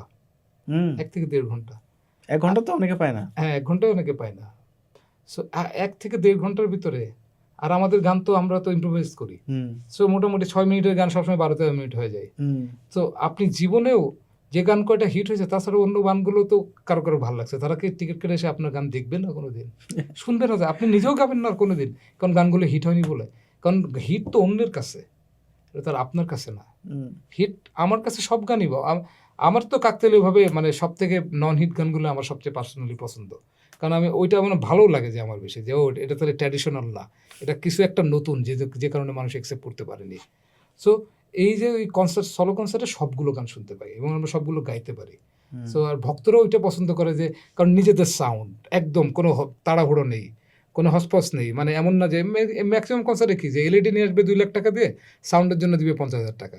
কিন্তু এটা কনসার্টের মূল জিনিস কি সাউন্ড। ইয়া এটা ডেফিনেটলি উল্টা হওয়ার কথা ছিল। উল্টা হওয়ার কথা। তো ওইটা হয় না। আমরা আবার ওইটা সব ঠিক মতো নিজেদের সাউন্ড ইঞ্জিনিয়ার, নিজেদের সবকিছু। আর ভক্তদেরও একটা ভক্ত বলব না যারা আমাদের গান ভালোবাসে। যারা গান ভালোবাসে তাদেরও এই যে ও নীলফামারীর ওই ছেলেটা, চিটাগাংয়ের ওই ছেলেটা, দুজনের যে একটা মেলবন্ধন হচ্ছে দুজনের। হুম যে আমিও তো আমার এলাকায় আমিও একা, তোমার এলাকায় তুমি একা, বন্ধু একা কেমন লাগে? হ্যাঁ, সোনার বাংলা সার্কাসের গান শুনলে যে অনেকে পাগল বলে, তোমার ওইটা কেমন লাগে? আমার তো এই লাগে। সো এই যে তাদের ভিতরে একটা মেলবন্ধন তৈরি হয়। সেই সমস্ত কিছু নিয়ে একটা এটা খুব ভালো জিনিস। আমি আমরা এটা করতেই থাকবো। তার মানে সামনে সলো আমরা কনসার্ট। যাত্রা পাচ্ছি। এটা কিন্তু লাভজনক হুম হয় না। মানে আগের ট্যুর তো যেহেতু স্পন্সর ছিল না, লাভজনক ছিল। এটা আমি এবার একটু বড় করে করতে চাচ্ছি। কারণ আয়োজনটা বড়, স্পন্সর নিয়ে করতে চাচ্ছি। লাভজনক হলে তো ভালো। কারণ লাভজনক হলে তখন আর আপনাকে আর ওই হসপসের পিছনে বেশি দৌড়াতে হবে না। ওই কনসার্টে বিভিন্ন জায়গার অনেক সিন্ডিকেট এটা ওটা অনেক ধরনের ব্যাপার-স্যাপার আছে। তো ওই যতটুকু করা যায় এবং আমি নিশ্চিত যে নতুন ব্যান্ডও এটা একটা অনুপ্রেরণা দিবে যে আমার সারা বাংলাদেশের মানুষ আমার গান ভালো লাগবে না। ১,০০০ মানুষ আমার ডেডিকেটেড মানুষ আছে। হুম ওই ১,০০০ ডেডিকেটেড দিয়ে আমি আমার ব্যান্ডকে আগে নিয়ে যেতে পারবো। true। এবং এই যাত্রার পরে আপনাদের কি কোনো আরো অ্যালবাম নিয়ে কাজ অবশ্যই করবেন কিনা? আমাদের কবে? পরের বছরেই আমাদের নেক্সট অ্যালবাম করার ইচ্ছা। সেটা কি নাম ফিক্স হয়েছে নাকি এখনো হয়নি? আমি একটা নরকযান রাখছিলাম কিন্তু আমি হঠাৎ করে আমার যেরকম আইডিয়া ছিল এটার লিরিকে, এটা একটু সারপ্রাইজ করতে চাচ্ছি একটু ওকে। এই অ্যালবামটা। হুম যে আমাদেরকে যে এরকম যুদ্ধ বিধ্বস্ত এটা আমি আরেকটা জিনিস করতে চাচ্ছি একটু মানে আমি তো অনেক যুদ্ধপাত্রে করলাম। এটা হয়তো একটু মানুষকে অস্বীকার মানে মানুষের অনুভূতিকে অস্বীকার করতে পারি। করে হয়তো বান্দরের মতো লাফাতেও পারি আরকি এরকম। তো ঐরকম আপনার ইচ্ছা আছে। ওটা আমি এখনো আসলে না না করি। এটা একটা প্রেশার তৈরি হয়ে যাবে। আপনি যেই হুম পডকাস্টে এটা বলে দিবেন যে নেক্সট অ্যালবামে আমাকে হুম প্রতিদিন জিজ্ঞেস করা শুরু কবে অ্যালবাম আসতেছে, কবে করতেছে, এটা একটা প্রেশারটা আচ্ছা রাখতে চাই না। আমরা আমাদের মতো করি। আপাতত হ্যাঁ সবাই মহাশ্মশান যাত্রার জন্য অপেক্ষা করুক। হুম এটাই ভালো। আর ব্যান্ডের সবাই খুব এক্সাইটেড এটা নিয়ে। কারণ আমার কাছে এই মহাশ্মশান অ্যালবামের যেটা ব্যাপারটা হলো যে আ আমরা কিন্তু অনেক বেশি আমাদের রক মিউজিক অনেক বেশি পাশ্চাত্য নির্ভর। ধরনের হ্যাঁ হ্যাঁ কারণ আমরা রক অ্যান্ড রোল তো ওখান থেকেই আসছে। সো আমরা চেষ্টা করছি যে হ্যাঁ, আমাদেরও তো আমার তো পাশ্চাত্যের লোকই আছে আমার সাথে। মানে আমাদের সাথে আমরা একসাথে তৈরি করতেছি। কিন্তু আমরা যে ভূমিতে আছি এই ভূমিরও তো অনেক রক জিনিসপত্র আছে। ঢোল, খমক এটা ওটা। সো এই জিনিসগুলোকে আমরা না এড করি। এড হুম করে একটা আমাদের বাংলার রক করতে পারি যেটা ইন্টারন্যাশনালেও মানুষ বলবে ভাই এটা তো আমাদের দেশের রকের মতো না, এটা ওদের রকের মতো। হুম হ্যাঁ? যেটা অনেকেও করছে আগে। সো আমরা ওইটাকে করার চেষ্টা করছি। সো এটা অনেকের হয়তো এখনো ঠিক হতে পারতেছে না। কারণ এই কান তো